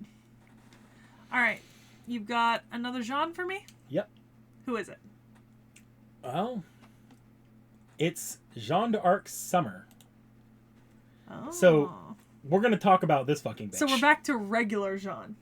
Yes. Okay. Let's take a look at the art. Let's see. See if there's any fun little things in her art. Oh, yeah. Are those dolphins? Those are dolphins. Is that a reference to Dauphin? I don't know. I would be so funny if it was. Wouldn't it? It would. Okay. It's always like a wedding dress-esque thing or something weird for the third one. Aw, she's swimming. You know what? I'm actually okay with the string bikini if it's in the context of them actually swimming. You know? Aw, that's adorable. Aw, there's little dolphins on her bag. Okay. So, during summer, Jeanne gets a little cuckoo for Cocoa Puffs. Oh dear. She's almost a different character. So, first off, she becomes an archer. And she becomes an active and ongoing threat within FGO summer events. She has gained some... So one of the things she has that's a problem is she's gained some hypnotic abilities or whatever she uses to subtly brainwash the two Jalters and the Master of Chaldea into believing they are actually her siblings and part of her family. Oh, I love that for her. This becomes a point of horror for Jalter, and for a couple years there was an actual problem for the Master in getting things done during summer. Aww. If I'm not wrong, the only way that this was broken out of was an equally but opposite force of bullshit. Oh, I love that. So the next crazy thing is she's taken to adopting dolphins who help her fight during summer. However, during her second summer outing, she apparently picked up a talking great white shark that terrorizes and tries to eat other servants, but she swears it's harmless. Move on to the next tab past FGO Wiki. Meet Reese XP. Reese XP. I'm gonna shark you all up. So I would die for Reese XP. I would die for this shark. Notable quotes from Reese XP include, "Play with me," and then there's, "Play with me," and then there's, wait for it, "Play with me," and then there's, "I will shark you up." There's that one, and then there's, "I'll sharking kill you." I love Reese, and I would die for Reese. That situation was only solved after it killed multiple servants during a summer event after Jeanne released it into a lake where it somehow met other great white sharks, becoming a big talking great white shark family. What the fuck is wrong with this servant, Sekhie? I love her. Also, her likes are playing with dolphins and whales, and her dislikes is winter. Also, I say, are you gonna cover the Circle Saint Orléans with Marie Antoinette? Because that's fucking hilarious. Which one? The fact that they're writing romantic comedies together that are like sickeningly sweet. Oh, I forgot about that aspect of their character. Oh, that's glorious. I am here for Writer's Circle. Yeah, because that entire event where she was introduced was a big like manga writer's circle event. Oh, I love that. Yeah, I see the big sister of dolphins to the beach to saint who strides into the everlasting summer when she goes to her third ascension. Yes, she's either fighting with dolphins or with those rings you see in her final ascension. Okay. Her noble phantasm is the... Please pronounce that for me. De Océan de Allegres. Thank you. Allegres. This is the noble phantasm that allows her to summon dolphins and sharks. Basically, she can summon magical sea creatures to fight, and among them... She has a whale named Scrooge. Yes, a giant blue whale. I want to meet Scrooge. Well, you can go ahead and click into the NPs if you want. Okay, so do we have an image? We do not. No! No. I'm so sad. Well, we have the videos, so Okay. that'll be what you see there. I'm so sad.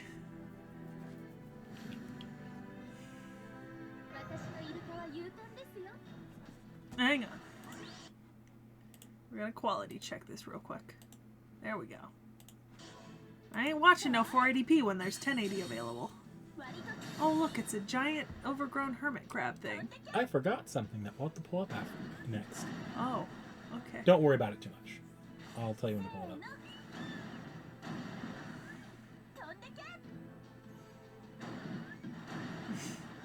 I like how she's just like, let me chuck up this ball and like things will come out of it and hit you. And they will be ocean animals. Oh. Yes! Oh, there's Scrooge. Apparently in her third ascension, he turns white. Yes. I love him. I love him. All right, what do you need me to pull up? Oh, just go ahead. And it'll be Okay. for the next servant altogether. Okay.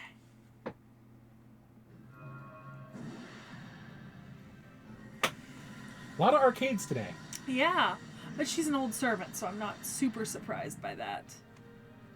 Also, what is this little Frerin thing down here by Toho Animation? A lot of anime get those little chibi like short series.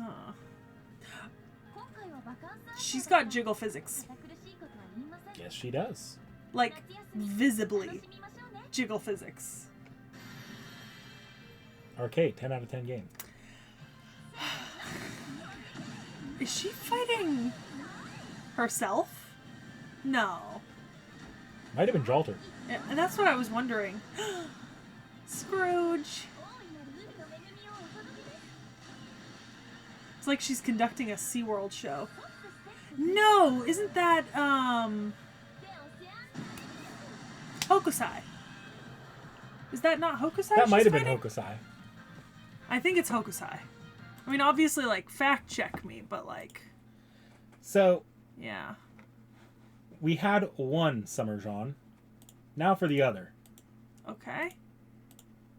So, Jeanne d'Arc Alter Summer Berserker. Jeanne d'Arc Alter Summer Berserker? This one doesn't have a specific ordering anymore. Ah, okay. It's just swimsuit Jalter. So, on the opposite end of the spectrum from Jeanne... Swimsuit Jalter can, like, step on me. I'm sorry, but... You know. Also a welfare? Yes. Yeah. I gotta start keeping a spray bottle next to me when we do these sometimes. Hey, I'm being tasteful. So, on the opposite end of the spectrum from Jeanne, Jalter becomes more sane despite being a berserker now. Here she becomes an absolute chunibyo with a love of swords in the German language. Oh, God. Why German? Because German's fucking awesome. Okay. She's still Jalter, but is sort of a Jalter that's just a bit abrasive, but not a living ball of hatred. Instead, Aww. she pushes her passion towards being a mangaka. Also, the pulling the all-nighter with the travel guide and Post-its. I love that. Yeah, and Achoo! Oh, that hurt. you good? The muscles tensing from where I was heaving. All I'll say is that her becoming a mangaka was the result of time travel bullshit. She participates every year in a servant doujin festival called Servant Fests. It's a convention that takes place in Hawaii. Okay. Jesus. She has changed a lot more of her skills to be adaptive from her Avenger class into the Berserker class. I see. Combat-wise, she uses magic and swords on top of unarmed combat. Interesting. She says she likes manga and that she dislikes that saint, aka Dolphin Woman. The crazy dolphin woman. Yup. So, So okay, this one's German. She's got personal skills.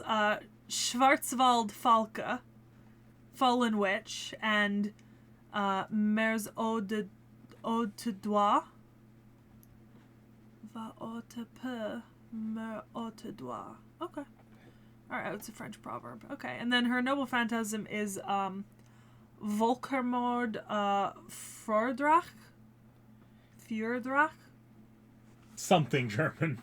I mean, it should be Volkermord Fjordrach. I know that first part is Fjord.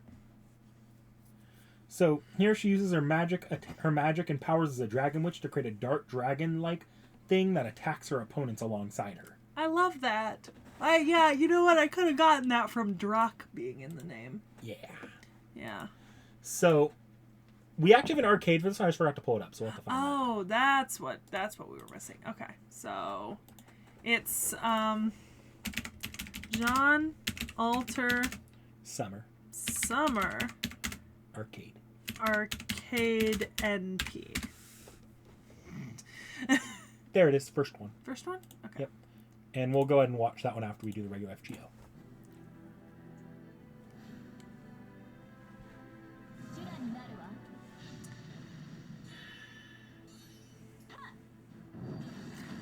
Interesting. I love the finger guns. Oh, multiple swords. Why is she pulling a Zoro on us? Because it's fucking awesome. That's true. Zoro is fucking awesome. Only rule here. Is it fucking awesome? She's gonna do it. Did she just high kick him in the face? Yep. I love that.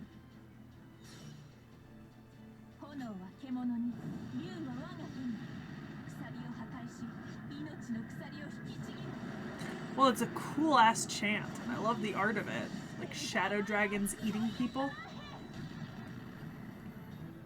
The red, like, after effect. Oh, yeah. And we have an arcade. Ooh, that's some quality.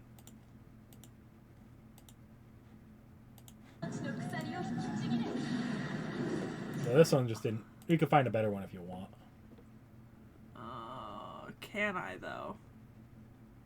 Oh, I think I saw it. No, it's just regular Jeanne. Yeah. I think that might be the only one. At least easily available. Go back. What is that one? This? Yes. That one looks like the actual trailer. Okay.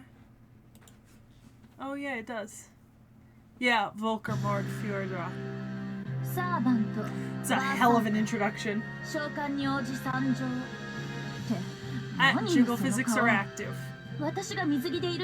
They are indeed active. Look, only men of culture develop this game. That's true. I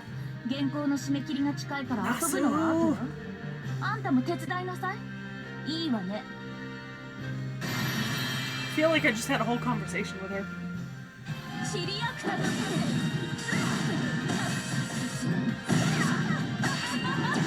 She's fighting Artoria Alter.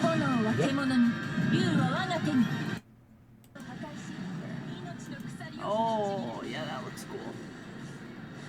There's so many of them. Oh, yeah. Oh, yeah. Yeah, that was cool. That was cool. All right.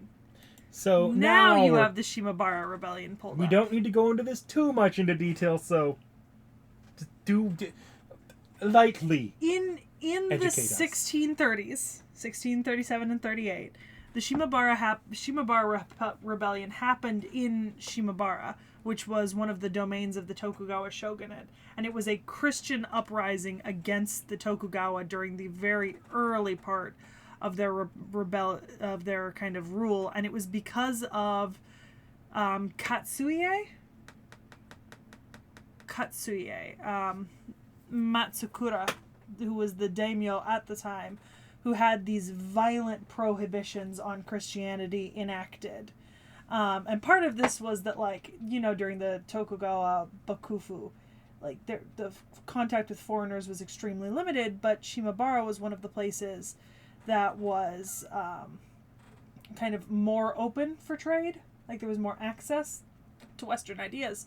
So there had been, like, a little concentration of, like, Christianity that had developed there. And then the violent prohibitions against it kind of caused this rebellion to occur. It was not successful, and about 40,000 people were executed afterwards by beheading, and all the Portuguese who supplied them with weapons and other help were therefore expelled from Japan.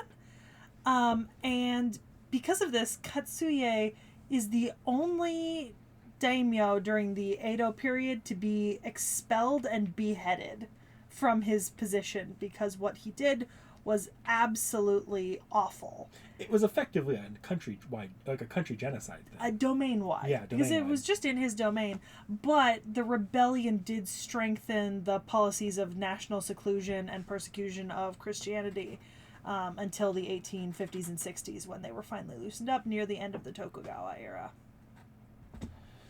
So, we're going to be taking a quick pivot into someone who's not Jeanne, but is related to Jeanne.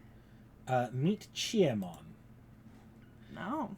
T.H.E. is one of the major antagonists of Fate Samurai Remnant. He is not a historical figure, but was involved in the Shimabara Rebellion. Okay. So, when it was violently put down, and all the people were beheaded, T.H.E. here was one of the sole survivors of the rebellion, which occurred when he was a child. Mm-hmm.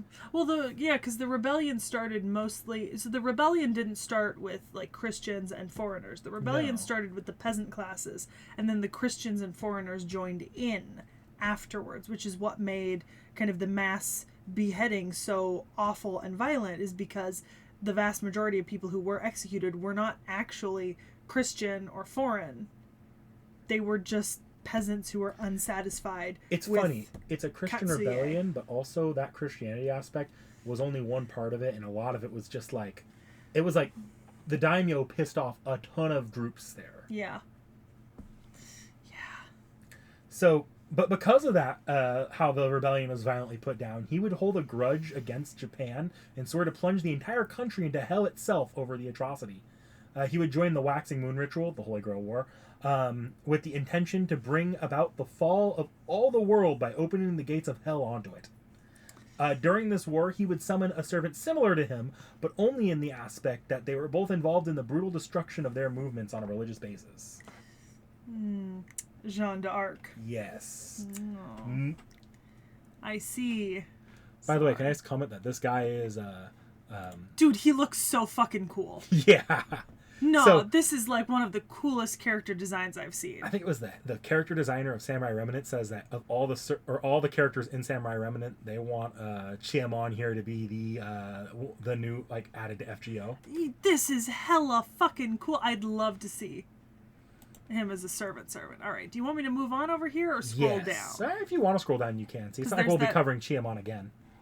Because there's that. Yeah, so if you scroll down, in one route, he actually opens up the gates of hell and becomes a monster. That's pretty fucking cool. All right. So, Jeanne d'Arc Lancer. So, Jeanne here was summoned as the war's Lancer, but due to her saintly disposition being wholly incompatible with T.H.E.'s plan, she could not be summoned as her full self. Instead, she would strip away her own emotions, leaving only like an apathetic version of herself to assist T.H.E. when summoned. Despite being similar in appearance to Jalter, she is not Jalter. This is wholly Jeanne herself, just as an emotionally empty version of herself. Okay. Her goal was to make it to the end with T.H.E. and use the Grail, or the Waxing Moon, not to help him open hell on Earth, but rather use it to save his soul.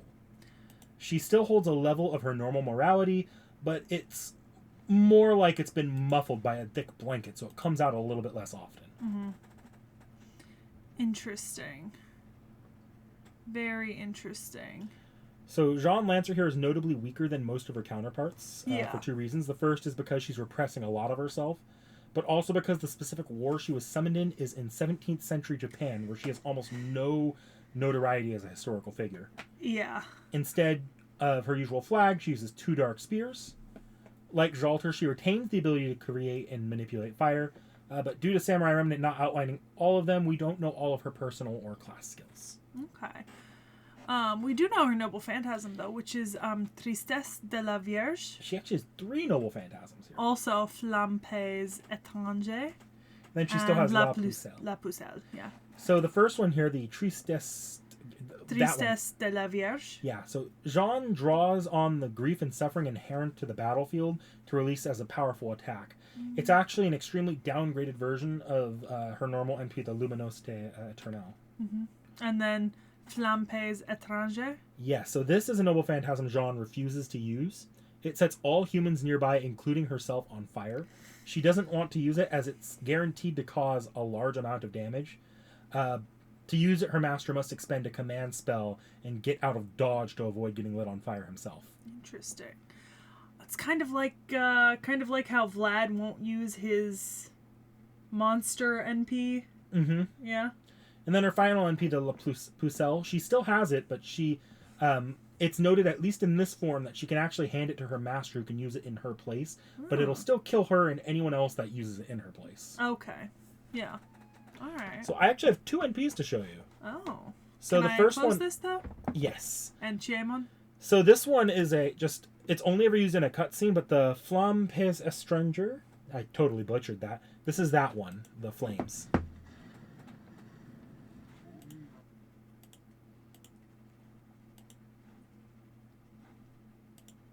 Oh, you were at a specific point for a reason. I'm sorry. That should be good. No, I went back to the exact point. This was the video when you were trying to find like a specific point.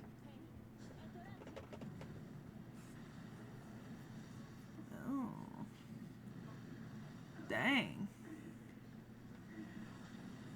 Incineration.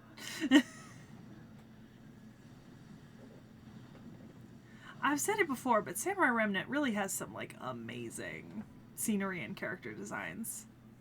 I mean, that looks so fucking So there's a reason it's so good with that. The artist they put on Samurai Remnant was the one that did that. You remember I showed you a page from a Japanese FGO manga? Yeah. And it had like this amazing like artwork spread? Yeah. Same artist. Oh. Yeah. Oh, there's Chiemon. Yeah. So this is just a full cutscene. We don't have to watch Okay. the entire thing. I just wanted to show you the NP there. Alright, and then... This is the proper Noble Phantasm. Okay. Like the other one. Okay.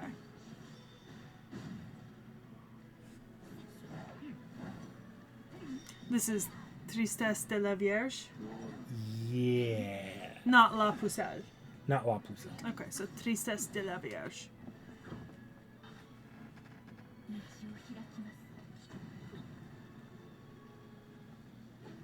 Her spears look really cool.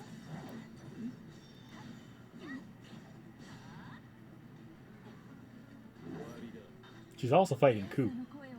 I see that. Lancer versus Lancer. At some point she'll drop the MP. The video is called her Noble Phantasm. It's not that long. Yeah, it's not that long.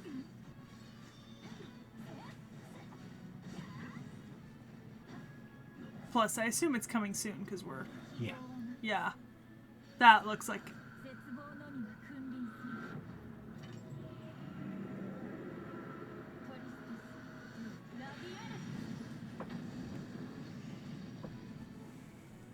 Yeah. That's pretty epic. So yeah, now that's Jeanne Lancer. We just have CEs now. Oh boy, I'm gonna go. This should through be and pretty bad, actually. Gallery all of these, just like Yeah, just get that all going ahead of time here. get it loading. All right. Grail League. Aww. She's a mascot Trying to hold up the or a thing. cheerleader. Yeah, so cute. Shoes. All right, I scroll down here. Okay, so we saw some of this before. There's a few new things. This is arcade. Yeah. Let's see. Just an illustration. Illustration. And some sample stuff. Ooh. Color change. Yes, so you can actually change colors for servants in Arcade. I'd show you all the different color variants, but I have no way of finding them all. Also, she has a dual figure. All right. And a little code. All right.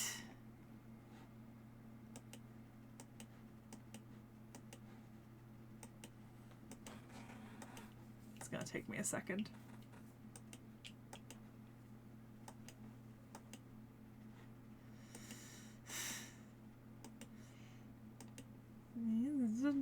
Don't look down. You did this. I'd say it's going to get better, but we have Jalter next, who might be just as bad.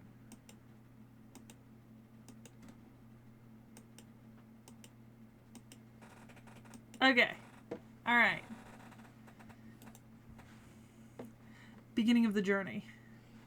Aw. That's Mash, Jalter, and Artoria. Yep. Or, no, not Jalter. Jeanne, just normal Jeanne. Blessings upon thy way. While it be long, it may be worth the journey. Alright. So this is the Gouda Gouda. She's hiding somewhere in there. Oh, there she is. Yeah, right there. Yeah, not hiding. Also, do I officially know everyone here? No. I do. Quite. Well, you might know from other stuff. I do because I know who this is, and we've covered everyone else. Yeah. Yeah. I do know everyone, although we are missing one video. Oh. Holy Night sign. Holy Night. You said you weren't going to sing that one. I don't like that one. A tiny exchange of goodwill creates a warm miracle. As everyone watches their breath turn white in the air, they head for home, wreaths in hand. To my beloved, blessings on this holy night. Happy, happy, happy order.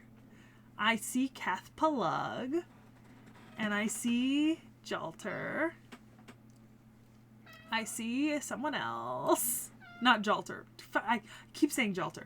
A saber, a ruler, a shielder, and a little lion dancer. The three beautiful girls and one small creature bid Master one happy new year. I know who it is. It's Mash, Artoria, Jeanne, and Cath Palug.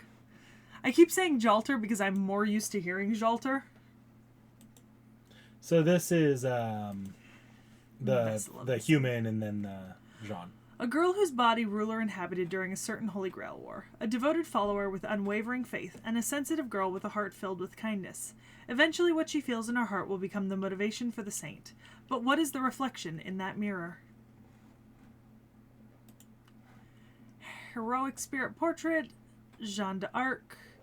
It's this is a really early spirit portrait, isn't it? Because that's not a fancy outfit, nor is it on like a classy background. She's one of the mascots, and she was a fucking launch servant for FGO, so they're going to have a lot of, at their most basic stuff here early on. Answering to the call of the Grand Order, a servant is summoned. In a world reduced to ashes, her flag will be the beacon of hope.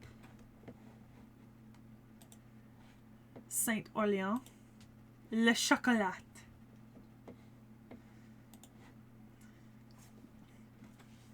For you who always face every challenge head-on and never escape. But please, let me spoil you every once in a while, okay? Aw. Jeanne is so nice. Holy Maiden leading Chaldea. Oh, look, it's Hans. And Giles. And she died in the FGO movie. The lady. Oh, Olga Marie. Olga, thank you. And Emiya looking unamused. They say the flag wielded by the Maiden of Orleans is the symbol of hope and inspiration for many to follow. Well, that aside, she walks the path of flames, leading heroes to victory. Believe in the glorious My Room that awaits at the end of the path. Gotta say, not a bad setup, actually. No. Jeanne, Emiya, and Hans, it's not a bad team. Revelation from heaven. She heard the voice of the Lord. The voice was serene yet full of sorrow, and it told her to save the people. The maiden, dreaming of beautiful tomorrows, chose to stand up and fight. For her village, for her nation, and for the Lord. Goodbye, Jeanne d'Arc of Domremy. The happiness she once dreamed of still hangs high over the skies of your home. Anniversary heroines. Alright. Artoria. Mash. Jeanne, Nero, Florence. That's not unknown. Nero. Is that not Nero? That's Mordred. Oh, Also, Mordred. In the back, oh yeah, Florence. That's Florence. Unknown. Fate Grand Order USA 1-year anniversary. Cheers to 2017. Okay. Actually, that might not have been Artoria. That might have been Nero. Oh. I could be wrong on that. All right. I see Kath Palug. I see the two masters. Now in the back, I see Camilla. And oh wait, I see Artoria. Oh, I found Jalter. Hang on. So, before you click out of that, just because I have no other reason to show you this, I'm not going to pull it up for the audience to see. You can go look it up online. Everyone's posting it. We've got a cross-dressing design for him. Like, he cross-dresses at one point in the story. You want to see it real quickly? He is way too good at that. Close. He is way too good at that. Cheers to 2017. Talking about 2019. Did you see that? Oh, that's just because 2-year difference in NA for JP. I know. I just think it's funny. They probably corrected the title in NA. Jeanne fan club set. Oh, look at that. And this might be Giles's like Bond thing. Oh. Yeah, this is. So we'll come back to this. Yeah. We don't need that at the moment. Fate Apocrypha. I'm not reading an Apocrypha description.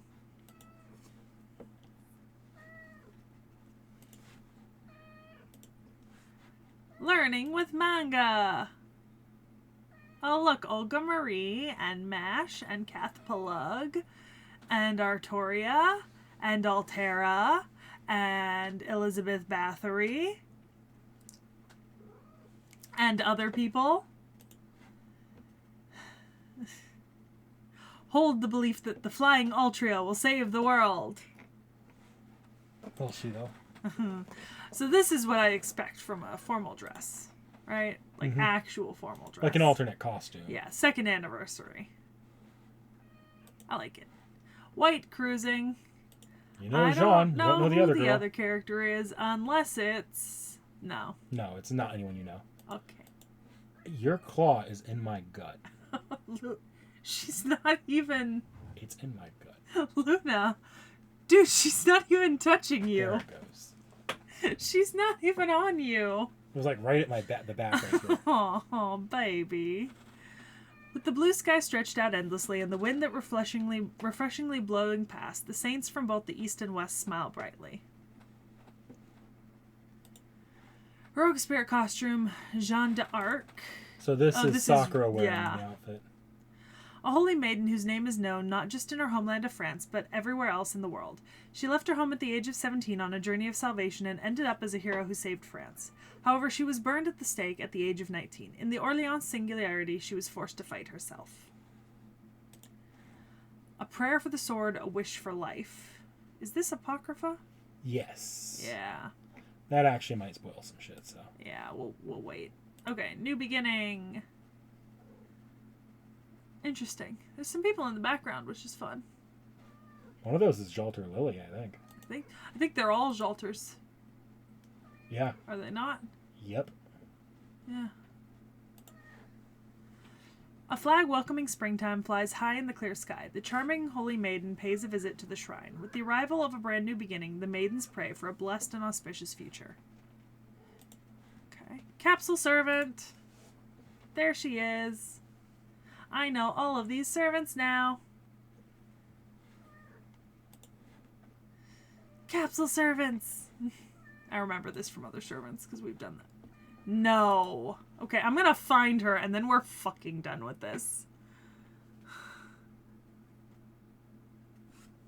Found her, I think. Did you? Count this angle. Where? Top left. Up here? Is that her right there? No. Okay. That's red hair and that's black hair. Alright, I can't necessarily tell this angle. Skandar, Ku, Meloy. Fuck.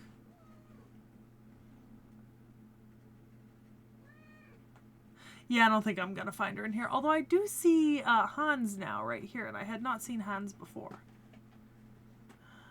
Maybe somewhere over here, but no, it's just too small. But I do like that image. Mystery treasure. Jesus. That's... Could there be some sort of romantic adventure waiting, or a dangerous seductive trap waiting inside the treasure chest? Grasp the key called Courage. Dive into the pale blue bottom of the sea. Okay. Oh, I remember this. It's the We Heart Master. I know who it is. I'm not opening the eggplant. We've also seen this multiple times now. There she is. Let's see. Oh, Final Singularity, the Grand Temple of Time, Solomon. There she is. Things we've seen multiple times now. In Sickness and... This is, I think, a Giles CE. This one's not specific to him, though. Like, this isn't like Bond or Valentine's. Okay. I mean...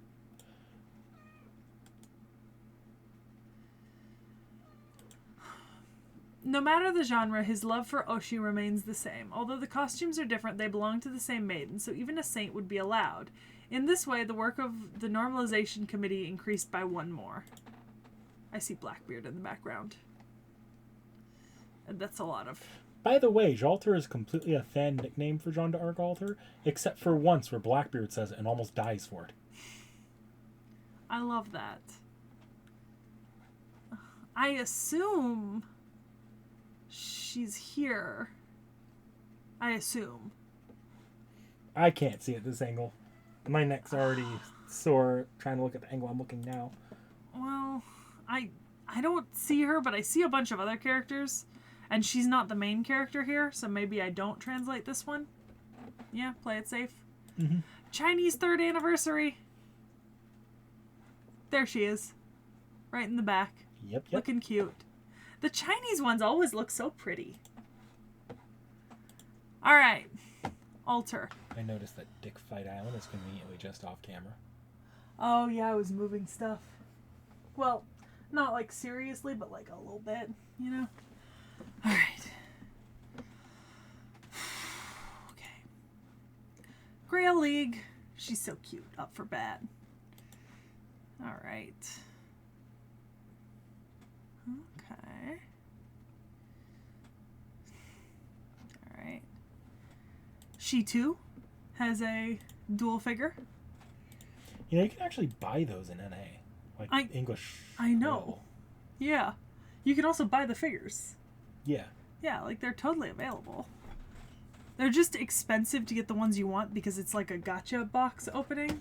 Mm-hmm. Like they have like 7 to 10 figures per series, and if you buy the series, it doesn't guarantee which figure you get, which sucks a little bit. Okay, all right, not too many. Could have been far, far worse. All right, I'm skipping the ones I already opened.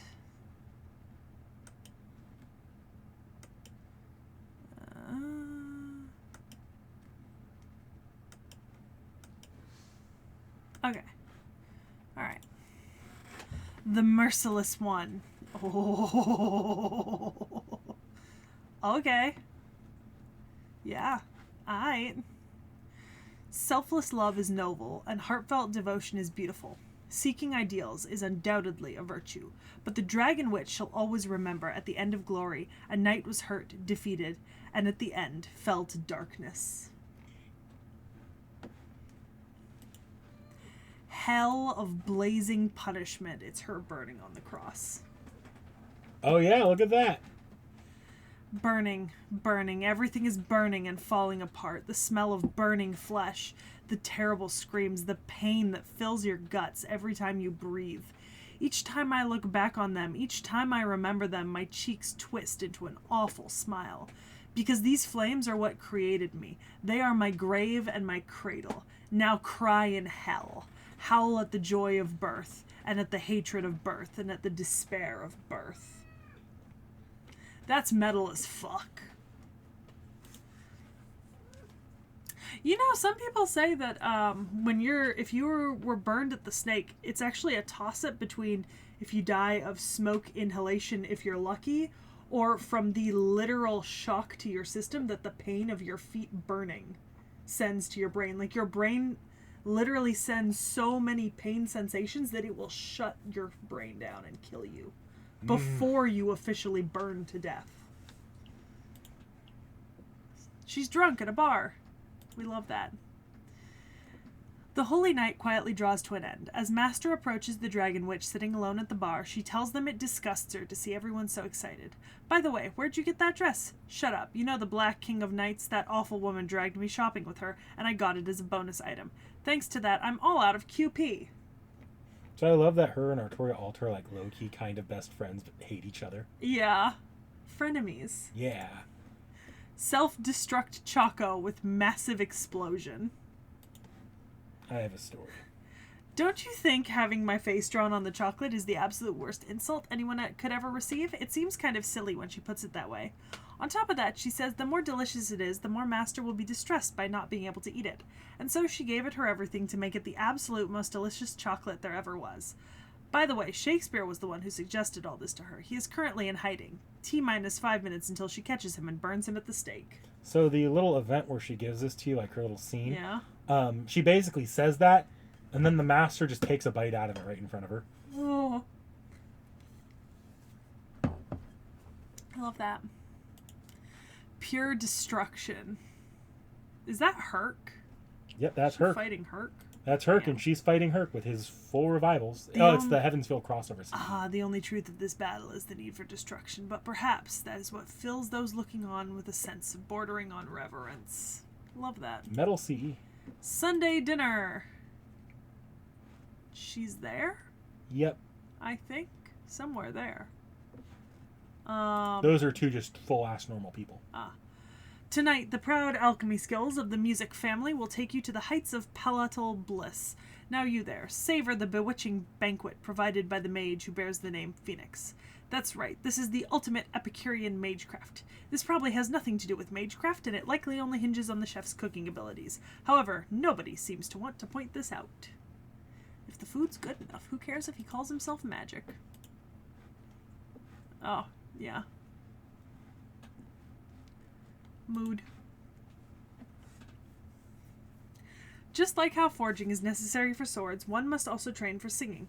The Queen's guidance may be tough, but this is all to become the Flower of the Dawn. Hey, Dragon Witch over there, show a little more enthusiasm, why don't you? Blossoming under the crimson sky. Alright, first drawing.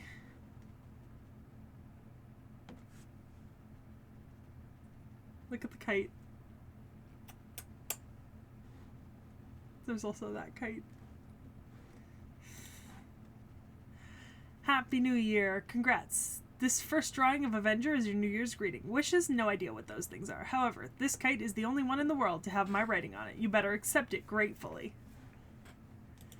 Run, Alter, run! Is it like a racing sim or something? It's an arcade, I think. Oh, that's a long one. Alright. The tentative engine sound echoes in my ear. The seat you sit on and the handle you grab are both safe and simple entertainment tools made for play. But you're using too much force, charred woman. Aren't you going to pull out the handle? That's annoying. Are you trying to send some salt to the enemy? This is just about right. Yugi or not, the two of them held hands. There's no need to remove it. There's also a Night King who makes full use of his riding skills. There is also a Dragon Witch who is a beginner but desperately turns the handle. We're fighting just to win. The end is almost here. The time to decide the loser and the winner is near. Yeah. Is Arthur in the background there? I would assume so. We just can't see it. It's like I see the Night King, but they referred to it. Yeah. I don't know. It could be something of the translation. Still in the middle of the trip. Okay, so this is the same one as before. Yeah. So she was also in there. All right. We are on... De Santa. Aw, she has a little baseball. It's so cute. Scared of the ball. Alright. She also has a dual figure. I'm surprised. Alright.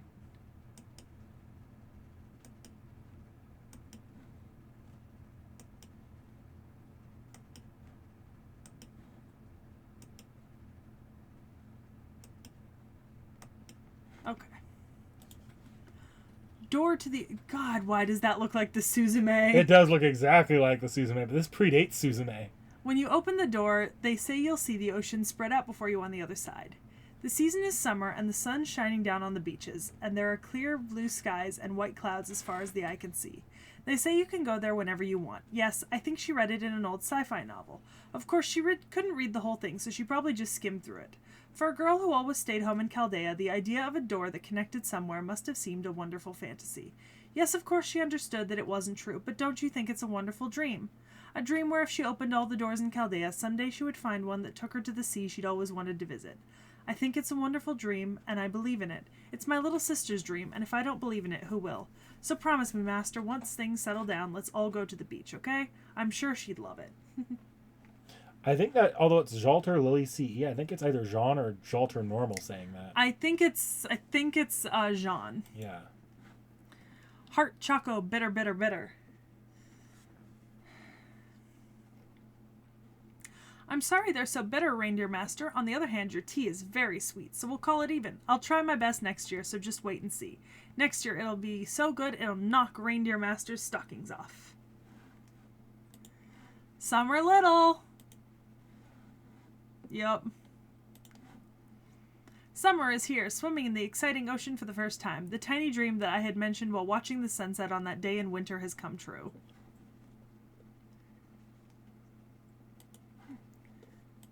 Ah. I think she's in the background. I think so, yeah. Must be, but we've already seen the sea when we did several things. Alright. Memory of Qualia. There they are. It's a little tea party. Let's take a look in the pot. Inside is a sea of sweet melted chocolate. Let's eat our fill together along with all the friends we love. Valentine's Day is like a sandcastle built in the path of an oncoming wave. Only a little ever remains and only in memory. The wonderful tea party will come and go, but we all hope everyone will have sweet and wonderful memories. Aww. This is Detective Edmund, True Mastermind arc, which I think means that this might be a CE for a different servant. Yep, we can skip that. Yep. Trace of Christmas. We've seen this before, but it's still fun. Yep. Because I can see all the different Santas. Alright. Adventures in the Child Kingdom. We've seen this one as well. I remember when we went over it. Heroic Spirit Event Attire. Paintball! She looks like she's having fun. It's a Heroic Spirit event. I don't need to translate Some that. blurb for 2023 festival. Yeah. Summer Jeanne. Is she the manager? Oh, is she the umpire? And she's the ump. I think she's the umpire. You're right. Adorable. I love it.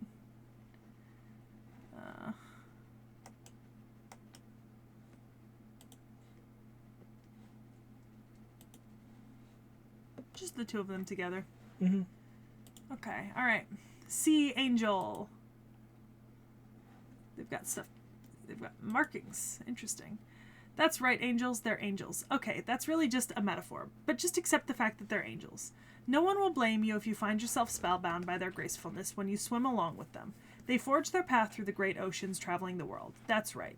That's why I have blessed them, and if necessary I can give them my banner, since I don't really need it now that I'm an archer. Now whether our enemy be a kraken, sea serpent, Nessie, or even a megalodon, we'll be ready. Oh yes, while we're at it, let's see if we can borrow any unused weapons and armor from the swimsuit servants. Oh, what is it, Master? The dolphins might attack us. You're such a worrywart, Master. Unless the Holy Grail contaminates the sea to create some sort of singularity, I am almost completely certain that would never happen. That does not inspire confidence. No. Oh, White Dolphin Dream. Pretty artwork piece. Yeah. That might be very sweet. A little too sweet. And so I have built a sturdy piece of chocolate in the shape of leaping dolphins. Impressive, isn't it? Luxurious, don't you think? Come on now, go ahead and praise your big sister. And now admiring time is over. That's right, chocolate is made to be eaten. I've been looking forward to this, even while I was taste testing and secretly taking a nibble here and there. I've been looking forward to the moment we would share this chocolate, and now I'm going to break it up to make it easier to eat. I hate white chocolate. I love it, so fuck off. I think it's literally the worst. It's the best. Yes. She Picture. looks like done. She's gonna take you out. Yeah. Yeah.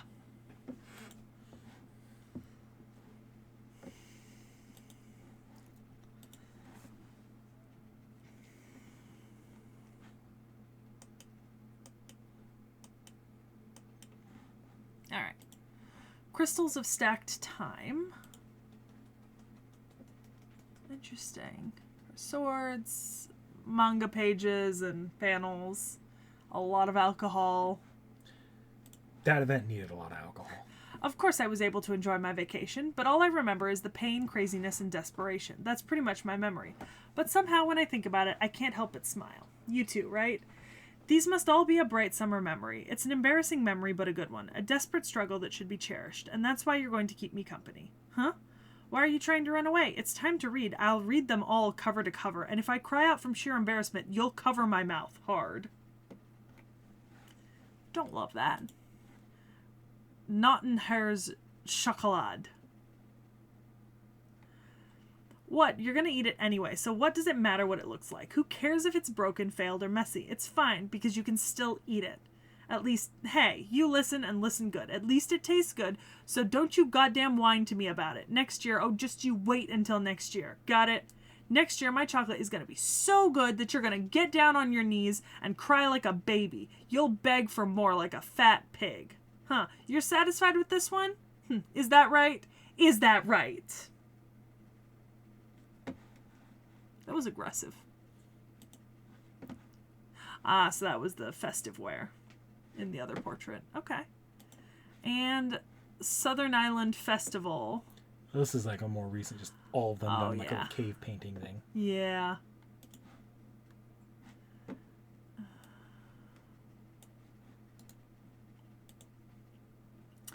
This is a mural created over the summer, imprinted with the now. The laughter, tears, ambition, and hard work of the gathered soldiers are all mixed together, leaving behind the best dreams. Summer will come to an end, but please don't forget all the fun, the pain, the laughter, and the competition. See you someday. Thank you for your hard work, everyone. And that is Jeanne d'Arc for all the different versions in Fate. Oh, a lot of her. Not as much as Artoria, but a lot. So, what'd you think? I like her. I like Jeanne a lot.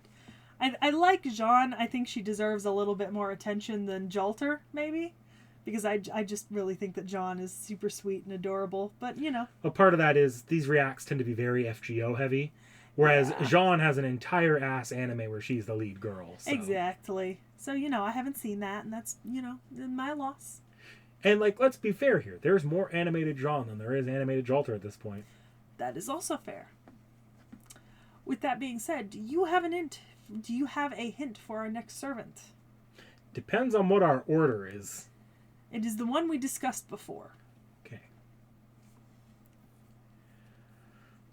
Well, we're sticking with the Christian theming here, I think.